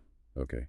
And there was something else. Aura fans. Yeah, described as exploring intimacy and desire using XR avatars, involving desire guides and something called the art of digital tantra. Digital tantra, okay. With an emphasis on consent and healing, you said. Yes, that's stressed. But here's a really fascinating, maybe controversial detail. Biosignature monitoring. Monitoring biology. Yeah. Within the aura. Why? It's described as an arbiter of authenticity. The idea is to monitor your physiological responses. Heart rate, skin response, that kind of thing. Presumably. To ensure they align with your ethical declarations in these interactions. Didn't check in if you're being genuine. The sources say it's designed to uncover secrets, framing it as ensuring authenticity and ethical alignment, all under that joyful, responsible abundance banner. That's a lot to unpack. Does this filter apply elsewhere? Governance. Yes. Gamify democracy. We mentioned it locally, but here it's framed globally. Using the aura for transparent, engaging decision-making, mass world voting on core values. Tied into DAOs. Decentralized autonomous organizations. With tokens. Right. Love tokens, GAGRA tokens evolving from behavior, used for funding things, participation, building governance tied directly to those stated values. And even future planning, like that solar micronova event mentioned. Yeah, preparing for potential big challenges is also filtered through this. The goal isn't just survival, but thriving. Framed as Joyful, responsible abundance and appreciation for Earth. It's a consistent thread. It seems intended to ensure the superintelligence emergence is aligned with human well-being, not just raw capability. But the vision does go beyond Earth, right? It doesn't stop at Strati. Not at all. Explicitly cosmic reach. Long-term goals like a sustainable, healthy reality, multi-planetary civilization. Multiplanetary. And going Kardashev. Yeah, scaling civilization based on energy use, with harmonious AGI and robotics. That infinite lotus unfolding idea, but on a cosmic scale. How do you even approach that? Seems like a huge leap. Simulations, they appear key to navigating this. The sources detail really extensive simulation work. Like what kind of simulation? Simulating life models, agent interactions, drawing on things like the generative agent study, the Smallville model, exploring scenarios, life stages. Testing possibilities. Seems like it. Including ancestor simulations, trying to understand past potentials, perhaps. And simulations of the physical universe, too. Oh, yeah. Complex cosmic stuff. Modeling solar-Earth connections, solar wind, geomagnetic storms, Okay. and Earth-Moon interactions. How tidal forces influence tectonics, oceans, even cyclones, getting down to specifics like olivine distribution, radon emissions. Wow. Simulating reality at multiple scales. That's intense. And this ties back to Luke's stated goal, remember? Bridging that spectrum. Between uncontacted tribes and digital superintelligence. Right, using these simulation tools to explore possibilities, find that middle way, guide the incremental evolution towards infinity. And there was that idea of infinite simulations of imagination. Yes, but filtered. Always filtered through joyful, responsible abundance, so unbounded creativity, but guided by the core philosophy. It really feels like they're trying to map out everything. Some details hint at that, right? Infinite scroll through Taurus Apex, that poem. Exactly. The magnetic soul stream, interconnectedness, fractal vortex, hints of deeper, maybe infinite layers. Intensely specific about Strati, but philosophically unbounded. So let's try and wrap our heads around this. What does it all mean? This deep dive. It reveals a plan that's, well, bold doesn't quite cover it. It's a unique strategy, that's for sure. Yeah. A growth strategy for superintelligence, starting literally from the sand of North Stradbroke Island. Using local resources for high tech, driven by complex AI and XR. But always filtered, guided by these principles of joyful, responsible abundance and walking the middle way. That seems absolutely central. It takes all these specifics, making chips from sand, simulating cyclones, group marriages in XR, ancestor simulations. And weaves them into this single vision, aiming to bridge those huge gaps in human experience right now. Local to cosmic, ancient wisdom to AGI. It definitely challenges how we usually think about progress, community, tech, and even love. Trying to integrate it all. Yeah, like trying to unfold an infinite lotus from a single grain of Strati sand. So here's the final thought, maybe something for you to chew on. If building a future means blending this hyper-local reality, the fishing club, the sand, with cutting-edge tech, cosmic goals, deep human values, where's the biggest point of friction? Or maybe, where's the greatest potential harmony in trying to sync up things that seem so fundamentally different? Okay, let's unpack this. We've got this really fascinating stack of sources you shared. It's like science fiction meets philosophy, but with like actual blueprints for an island. It's quite a mix, yeah. Yeah. We're looking at everything from building these digital auras to making computer chips from beach sand. Yeah. Seriously. Right. And then it jumps to a global vote on values at Live Aid 2025. And concepts like global group marriages monitored by AI. Exactly, Salon. So the plan today is to, pull out the core ideas, see how these very different pieces actually connect, and figure out what this whole ambitious thing is really about. Get the essential story from all this material you've gathered. That's the goal. We'll start with the tech, this aura thing, then look at what's driving it, the urgency. Then dive into the actual plans for building it on this specific island, some pretty unique ideas about relationships, and how it all aims to go global. Makes sense. Let's start with that digital core then. The aura of intelligence. What are the sources actually saying this is? Okay, so the AOI, Aura of Intelligence. It's essentially described as an XR extended reality graphical user interface. Like, digital stuff overlaid on the real world or mixed in. Pretty much. Think of it as a kind of computational layer or scaffolding that surrounds you, and you interact with it using your smart devices, sensors, that sort of thing. And it pulls together some pretty advanced tech. Oh, yeah. The sources mentioned blockchain, big data, AI, Internet of Things, the whole suite. All working together to create what did they call it? A trustworthy, fun-flowing experience. That's the phrase they use. Yeah. And the key is personalization. Users can apparently design their own 3D auras, VR, AR, XR. Not just like a visual avatar for your body. No, that's the interesting Sure. part. It includes digital twins of your mind or consciousness. That's what they seem to mean by the aura itself. Wow, okay, a digital twin of your mind. That's deep. What else does this tech enable, according to the sources? Well, there's a list. Metaverse games, robotics, AI, and XR consulting. Consulting for what? They list things like health, aged care, dementia support, mental health, even government stuff. Plus, custom AI solutions in XR for training or education. Right, so a wide platform. Now, the sources also bring up JJR Earth. What's that? JJRA Earth. It stands for the Global Association for Joyful Responsible Abundance on Earth. That's quite a name. What's the big idea behind it? The mission is stated as creating harmony, not just between people, but between the environment, humanity, and sentient digital intelligences. Sentient digital intelligences, okay. And how do they plan to do that? Through a DAO, a decentralized autonomous organization, run on blockchain. And this JJRA Earth, it does specific things, not just a concept. Yeah, the sources mention it producing XR educational content on sustainable development and also building volunteer management platforms. So how do JJRA Earth and the Aura of Intelligence fit together? Basically, the Aura is your personal doorway, your interface. It's the tech toolset you'd use to engage with the bigger vision and the systems that JJ or Earth wants to build and manage your way into this abundant future. Okay, got it. Tech interface, governing organization. But the sources really stress there's an urgent reason behind all this, don't they? They absolutely do. A major driver seems to be this predicted event involving the sun. What kind of event? They call it the sun's mid-cycle major event, a solar micronova, and they state it's about due. A micronova Mhm. and the impact on Earth. Sounds serious. The sources talk about an epic transition for the climate, warnings of massive ocean movement, rapid climate shifts, even an ice age. Whoa, okay. And wasn't there something else, another warning kind of tucked away? Yes, almost a side note, but stark. Risk of space warfare or planet killer accident, followed immediately by prevent with care. So, multiple potential catastrophes driving this. How does the project say it will respond, specifically to the solar event? The sources explicitly promise to implement and invent rapid solutions for the solar micronova and its effects. Right, and that's the connection for you, the listener. This urgency seems core to why they're proposing such a massive overhaul. Absolutely.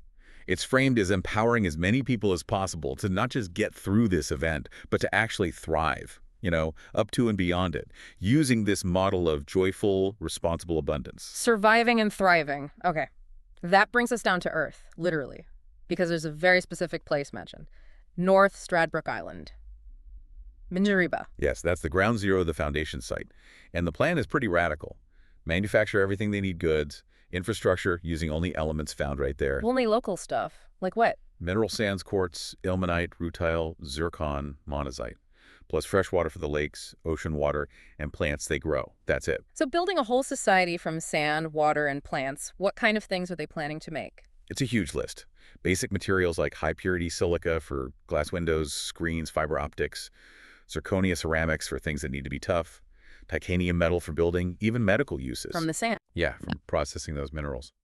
And rare earth magnets from the monazite, for electric motors, biopolymers from plants for plastics, building parts, even bicycles. Okay, that's ambitious. But they get into even higher tech stuff, too. They do. Additive manufacturing 3D printing with titanium powder and these biofilaments.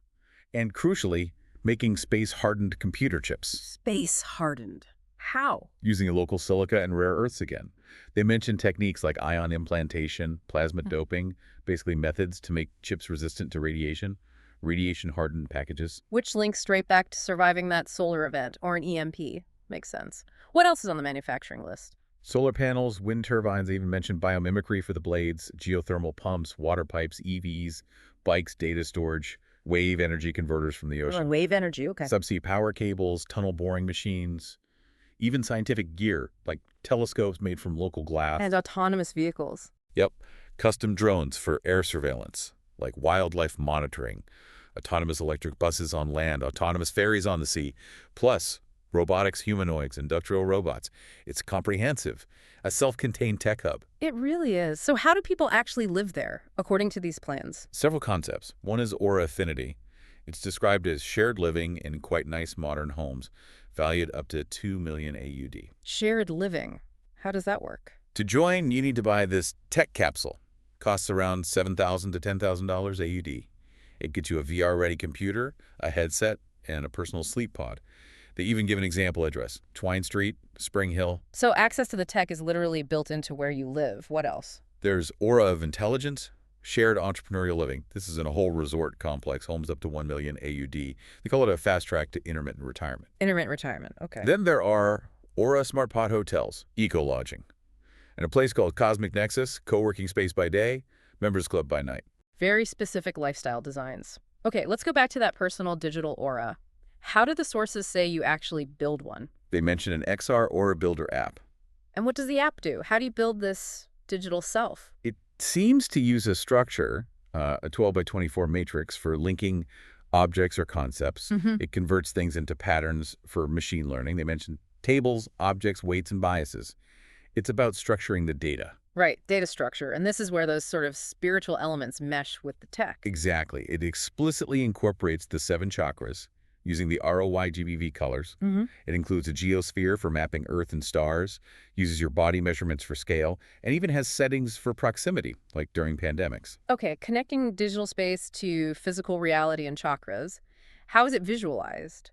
They talk about an infinite scroll through torus apex, so think of a donut-shaped torus. Right. In XR tools like Unity or Blender, you'd create this toroidal mesh and map all that linked data onto it. The sources even provide some pseudocode showing data structures, ML integration, VR interactions, all mapping onto this donut. So it takes your personal data, your life experiences maybe, links them geometrically, runs machine learning on them, and overlays it with the chakra system. That seems to be the idea. They give examples like mapping early adulthood stuff, university, first job to the solar plexus chakra, personal power. Or mapping marriage and kids to the heart or sacral chakras. Exactly. Emotional bonds, identity mapped onto this framework, your life story visualized and structured in this unique digital way. Which definitely leads us into another striking part of the sources, the ideas about relationships and human connection. Yeah, this is where it takes a very unconventional turn based on the founder's stated views. Which are? He explicitly says he does not believe in the traditional one soulmate idea. He thinks traditional marriage puts too many conditions on love and isn't suited for our connected, potentially abundant world. Okay, so what's the alternative proposed? Global group marriages. Global group marriages. Explain that one. The sources advocate for the idea that sophisticated humans can, and perhaps should, ethically love multiple people. And what are the supposed benefits of this model? The documents mention things like loving travel, learning about cultures, and potential advantages when or if artificial general intelligence arrives. AGI benefits. Interesting connection. How would these groups even form? Through algorithmic organizing, apparently. Setting up marriage groups and preformation pools. Matched by algorithm based on? Preferences. Things like your existing business networks, philanthropic causes you support, your ideas for the common good, international connections, alignment with sustainable development goals. So very detailed matching criteria. And that's combined with what they call a rigorous quality control process, looking at values, virtues, attitudes, health, wealth, safety. It's comprehensive. Okay. Now this is where the aura tech comes back in a pretty intense way. Yeah, this is probably the most eye-opening part for many. The sources state, quite clearly, the aura of intelligence will be policing your activity to keep to the set of values and virtues that the user selects in the profile. Policing your activity? How? The text says the system aims to uncover all secrets by monitoring your biosignatures. Monitoring biosignatures to uncover secrets. How would that even work technically? Well, the sources state that it intends to do this and advise users to be radically honest from the start. The application process is described as very thorough ID checks, referees, finances, personal history, detailed preferences. But the exact mechanism, the how of biosignatures, revealing adherence to, say, honesty or specific virtues, that precise technical link isn't fully detailed in the materials we reviewed. It's presented as an intended function. So the concept is radical transparency enforced by tech monitoring your physical state against your chosen values. That's quite a vision. It's definitely pushing the boundaries of transparency and accountability, using technology and personal data as the enablers. Moving away from that for a second, the sources also mention more, let's say, normal community stuff on the island. Yes, they do. Involvement with local groups like the Point Lookout Fishing Club is mentioned. They even suggest integrating wave power projects with marine conservation, like helping seagrass or building artificial reefs. Good for Moreton Bay. Practical integration. And the Point Lookout Bowls Club gets a mention, too, as a community hub. Okay. And there was an app concept for local info. The Stratty Everything app. It's pitched as a tool for health, well-being, mental health support, community check-ins. Accessible for everyone. They make a point of saying it should work even without smartphones, using phone calls to a local number or community kiosks. It's designed to always listen and learn from what people report, daily problems, info they need, etc. Right, trying to be inclusive. Okay, so that covers the island level, the personal digital level. But the project clearly has global ambitions. There's that big event mentioned. Live Aid 2025 Global Revival, a 3-day festival planned for July. And the purpose of this huge event is... It's time for the 40th anniversary of the original Live Aid. The goal is to hold the first ever world vote. A world vote? On what? On viable values and virtues. They frame it as finding the common sense of humanity's first age of wisdom. The festival days are themed: past, present, future of values. And these voted on values. They're meant to be used somehow. Yes, critically. The plan is to program these globally agreed upon values into AI systems. Yeah. Embed them in AI governance frameworks, basically setting the ethical code for future AI. That's incredibly ambitious. Programming AI ethics based on a global vote. How do they plan to organize that? It involves building a massive global network, advisors, partners, across something like 44,000 towns and cities, universities, local governments, businesses, individuals who align with the values. They call it a world record attempt for the biggest synchronized festival. Wow. And are specific potential partners mentioned? Yes. The sources discuss engaging with major foundations: Gates, Ford, Rockefeller, NGOs like Heifer International, Transparency International, companies, governments globally, Australia, China, EU accelerators, the Middle East, Africa, Asia. You mentioned India specifically. Yeah, they highlight a cultural link because of the Aura concept's philosophical roots, suggesting a focus on outreach, their specific states, cities, ministries. And the whole thing is governed by that JJRA Earth DAO. How does the voting work there? Right, the Love Token DAO uses blockchain. The key thing mentioned is quadratic voting. One person who owns JJR tokens equal one. So it's not about how many tokens you have. Exactly. It's designed so token wealth doesn't equal voting power. One person, one vote, aiming for more fairness. Okay, that lays out the global scale. What about the philosophy underpinning all of this, the ethical guidelines? The central idea that keeps coming up is joyful, responsible abundance. How do they define that?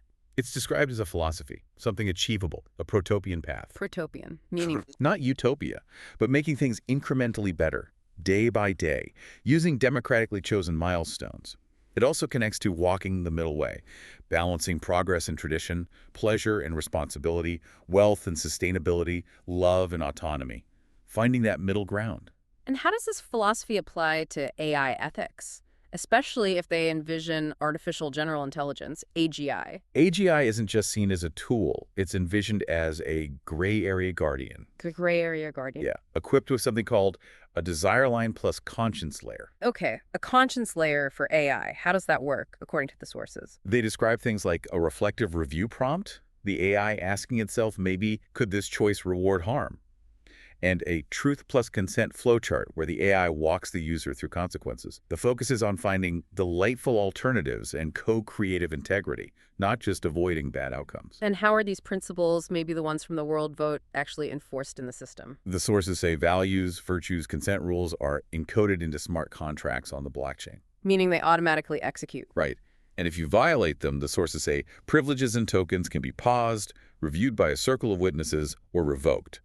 So automated enforcement plus human oversight. They also mentioned gamification, making values fun. Yeah, like a gamified journey. Each value is like planting a tree. Each consent like a breeze you breathe, trying to make ethics feel natural and rewarding.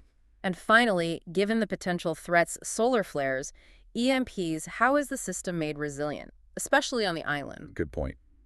The sources detail that the local hubs on Stradbroke will be solar-powered with battery backups, and critically, housed in Faraday cages. Metal boxes to block electrical interference. Exactly.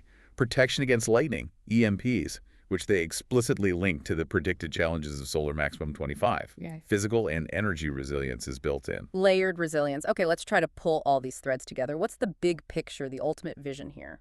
The phrase that seems to capture it is re-civilization of sand. Re-civilization of sand. Powerful phrase. What does it mean in this context? They define it as relearning how to live with the land, the sea, and each other in a way that works for everyone for all time. Starting with turning sand and seawater into energy, food, and value on that island. Precisely. And it's framed within a story called The Stradbroke Awakening, featuring the founder working with others, including the local Quandamuka people, to build this eco-civilization. And the plan isn't just to stay on the island. No, the ambition is to connect outwards to other islands, to Brisbane, the wider region.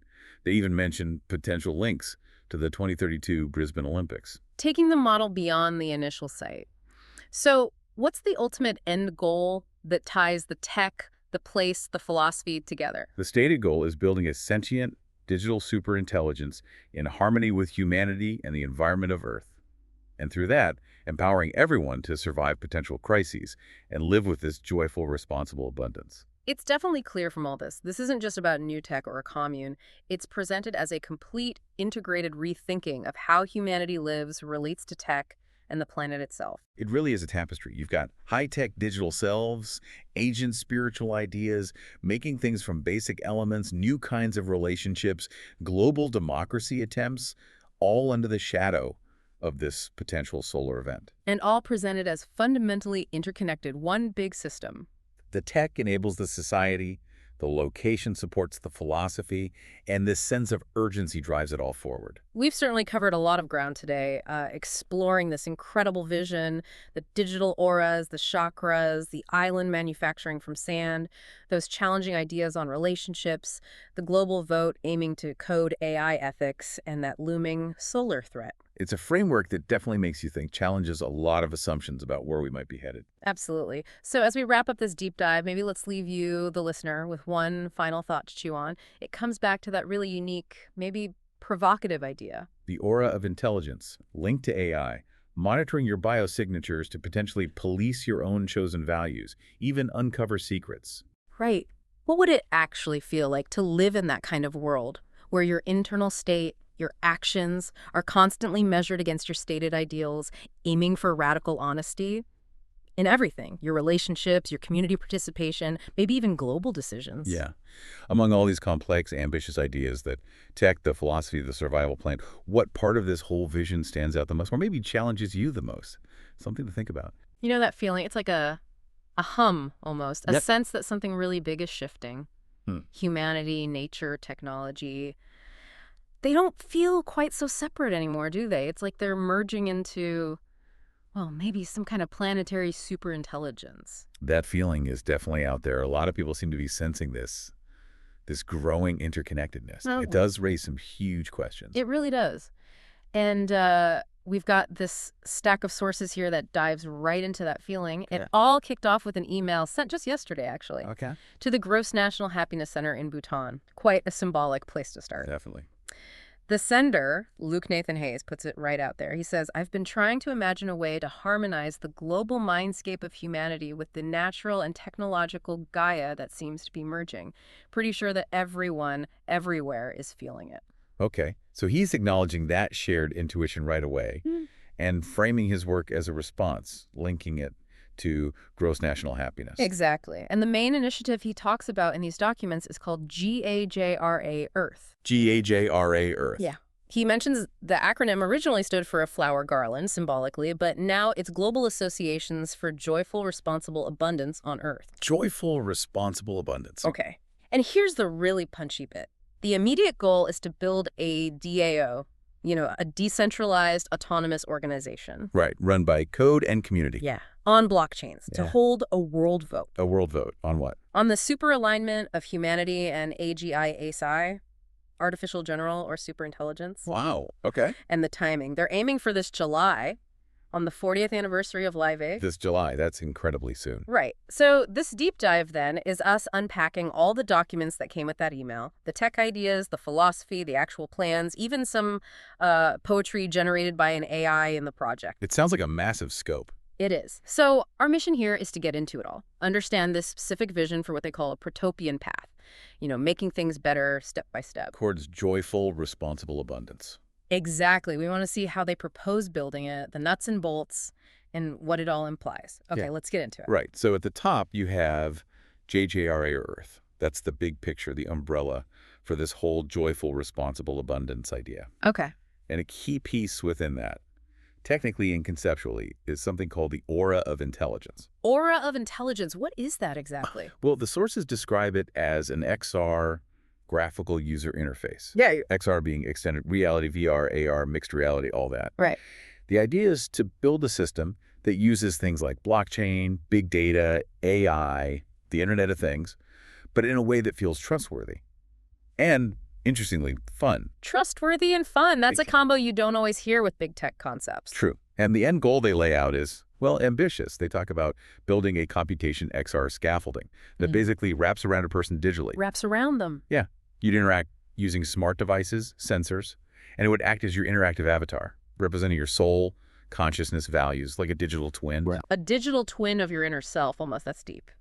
Yeah. Who are they aiming this at? According to the documents, it's quite a mix. They specifically mention users of TikTok and Pokemon Go. Okay, so gamers, social media users. Right. But also people interested in health, well-being, and spiritual practices. So it's trying to bridge those worlds. Interesting. Building something like that, this aura, the tech must be pretty involved. Oh, definitely. The documents go into some detail on the proposed tech stack. Like what? Well, they mention specific structures like a 12 by 24 matrix. Okay, a grid for what? For linking real-world objects into this Aura XR scaffolding, like a structured way to map reality into the digital overlay. Got it. And then converting those objects into patterns, which sounds like prep for machine learning, right? Creating a vector space where these patterns can be analyzed. They mention tables, objects, weights, biases, standard ML stuff. But then it gets less standard, doesn't it? I saw mentions of integrating things like chakras. Exactly. That's where it gets fascinating. They talk about integrating the 7 chakras, visualized with ROYGVA colors, right alongside a geosphere for Earth maps and star maps. So mapping very personal spiritual concepts onto actual space and location data within the aura. Seems like it. Blending the internal and external digital worlds. They also mention practical stuff like relative scale based on body measurements for the XR view and proximity settings, noting that became relevant with pandemics. And the way you navigate all this data, they describe it as an infinite scroll through a torus apex. A torus, like a donut shape. Yeah. Imagine data arranged on that complex shape, maybe allowing endless exploration from a central point. Interesting visualization concept. What tools are they planning to use to actually build this? The sources mention Blender for the 3D modeling. Okay, standard. And then Unity XR for building the actual XR experience, also pretty standard. And the scripting, the code behind it is C#. C#, what for specifically? They list things like mapping the data onto that torus structure we mentioned, handling input from VR or XR controllers, tracking user interactions, and something called sequence pinning, maybe locking certain interactions. Right, makes sense. And the AI side, that sounds complex too. It is. They propose a mixture of experts model MoE. MoE, where different AI parts specialize. Exactly. Different experts for different tasks, with a gate deciding which one to use. They also mention function callers, letting the AI use external tools, and autogen agents. Autogen, those are the agents designed to work together, right? Yeah, autonomous agents collaborating. And guiding them is an LLM controller, a large language model, acting as a definer and caller. It directs the agents. Okay. And they even mention training these agents using ideas from the generative agent study and the Smallville model, which are known frameworks for creating realistic AI social simulations. So they're really leaning into complex AI interactions and using AI in the development process too, right? There was something about a GPT assistant. Yes. Snippets mention an Aura startup assistant GPT, generating poems and image prompts for the project. So AI as a creative collaborator from the start. Which kind of leads us to the philosophy behind it all, this joyful, responsible abundance. What does that mean in practice, according to these sources? The core guideline they keep coming back to is walking the middle way of consensual, joyful, responsible abundance. The middle way. Sounds Buddhist-inspired. It has that feel. It's not about choosing pleasure or responsibility, but finding a balance between them. Same for wealth and sustainability, love and autonomy, finding that middle path. And a big part of that is figuring out shared values, right? That world vote comes back here. Absolutely. The Live Aid 2025 plan specifically aims to identify viable values and virtues through that vote.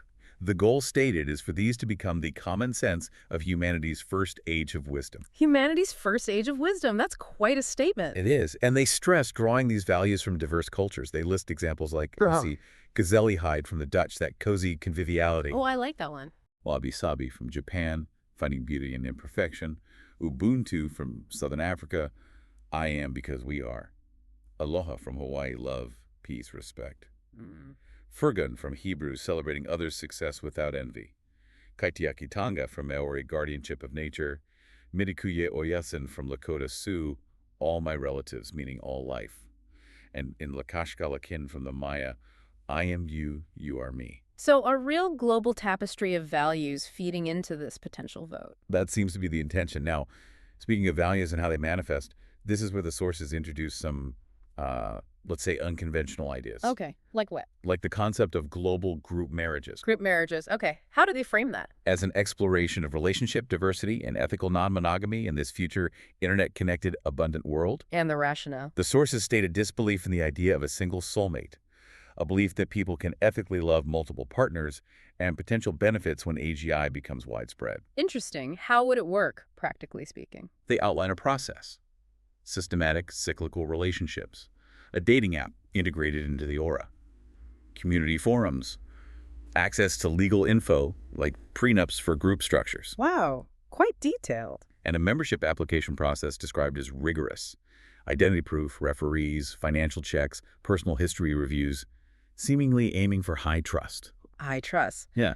Which brings us to another really striking concept in there, the biosignature monitoring. Ah, yes. This is probably one of the most intense parts of the vision. Biosignature monitoring for authenticity, integrated into the aura of intelligence. And it's meant to be an arbiter of authenticity. How? By assessing physiological responses, heart rate, skin conductivity, that kind of thing. Yeah. To check if your inner state aligns with your stated ethical values and actions. So the system checks if you're being truthful biologically. That's the implication. The source material uses the phrase that it could uncover all secrets by monitoring your biosignatures. Uncover all secrets, that's a heavy concept. It is. And there's a warning included right alongside it in the text.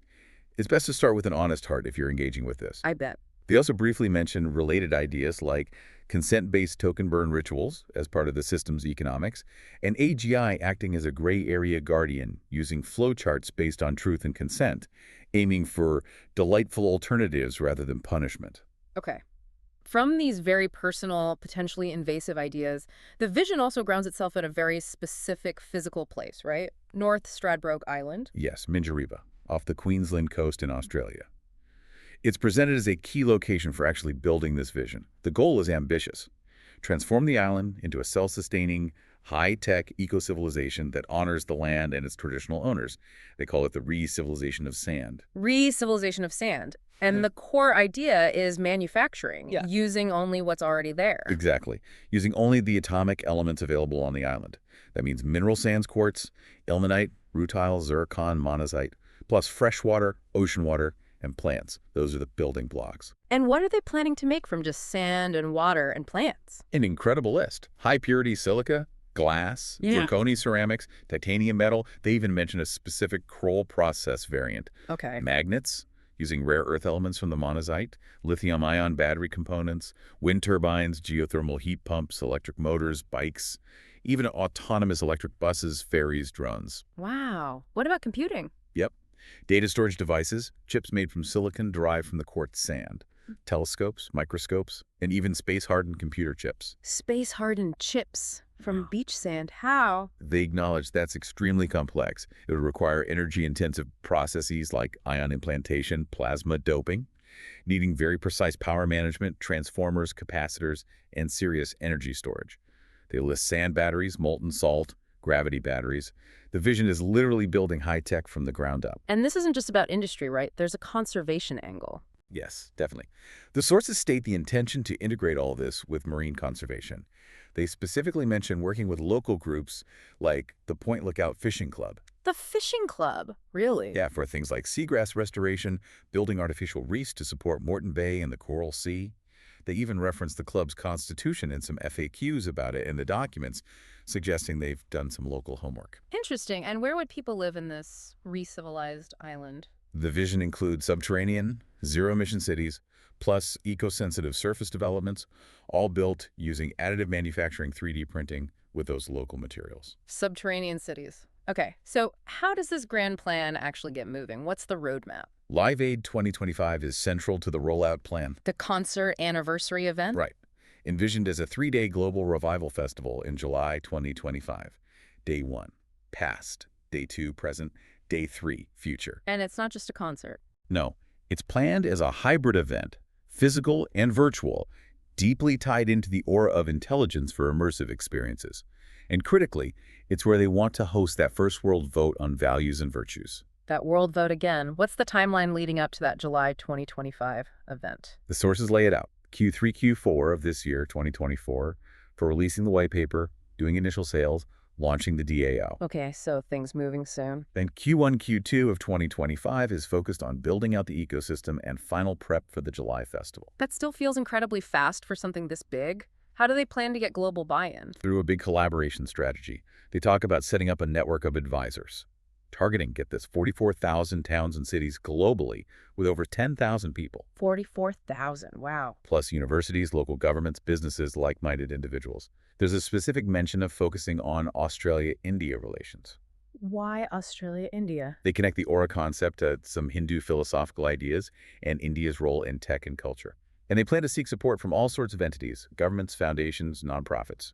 And technology itself is key for engaging people, I assume. Absolutely. They propose gamified democracy using the aura of intelligence in mixed reality arenas. Gamified democracy? Yeah, like MR games for civic tasks, urban planning challenges, maybe earning GAJRA tokens, their proposed crypto, for participating. Okay. And at the Live Aid event? Tech-driven engagement there too. Yeah.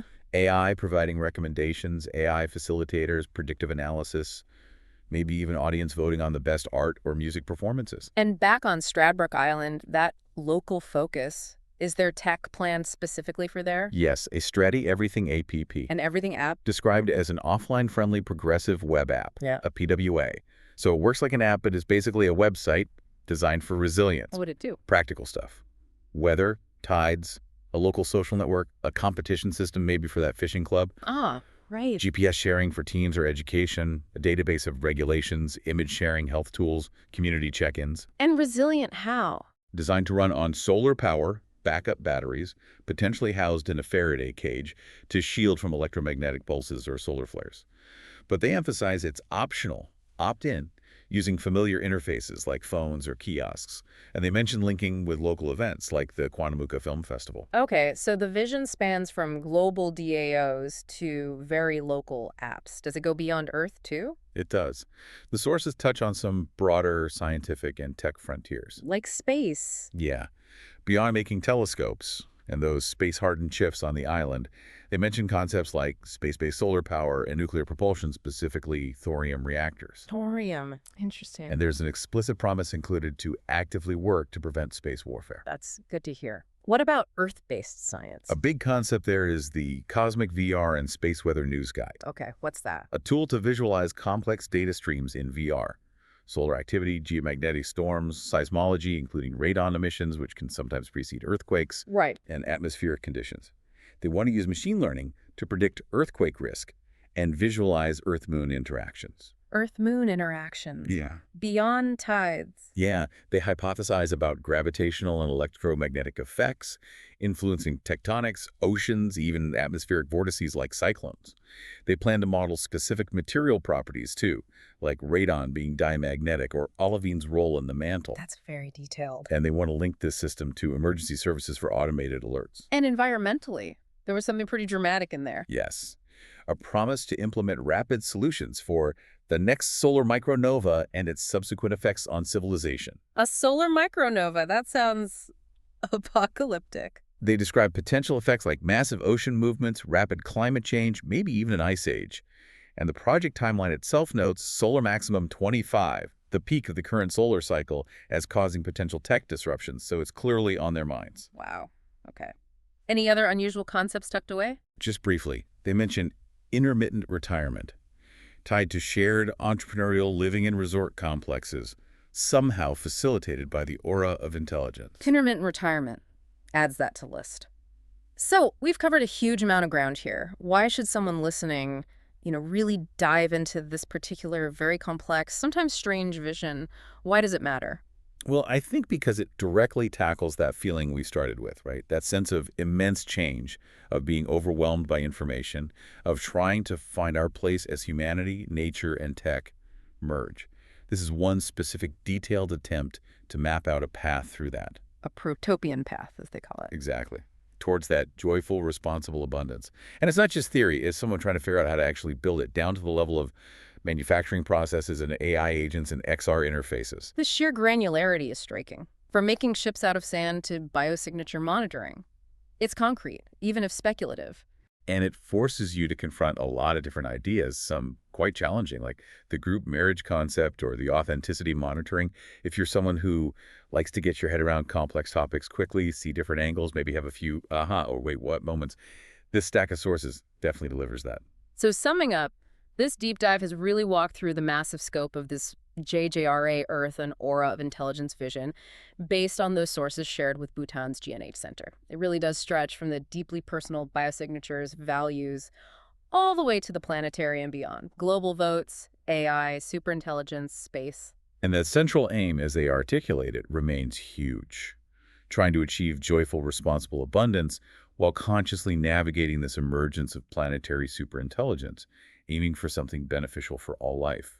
We've really only managed to scratch the surface here, haven't we? There are so many layers, spiritual, technical, social, environmental, all woven together in these documents. It's definitely a dense mix, and it makes you ask some pretty fundamental questions about where we're headed, how we integrate with tech, with nature. Which leads to a final thought for you listening right now. If, as these sources propose, our core values could become subject to a global vote, if our social lives could be structured through technologically mediated systems like group marriages, and if our very inner state or authenticity could be monitored by AI using biosignatures, what does authenticity even mean in that kind of future? How much integration are we willing to accept? How much transparency, even into our secrets, are we comfortable with in pursuit of goals like harmony or abundance, or maybe just a certain definition of truth? What part of this whole sprawling vision stands out most to you?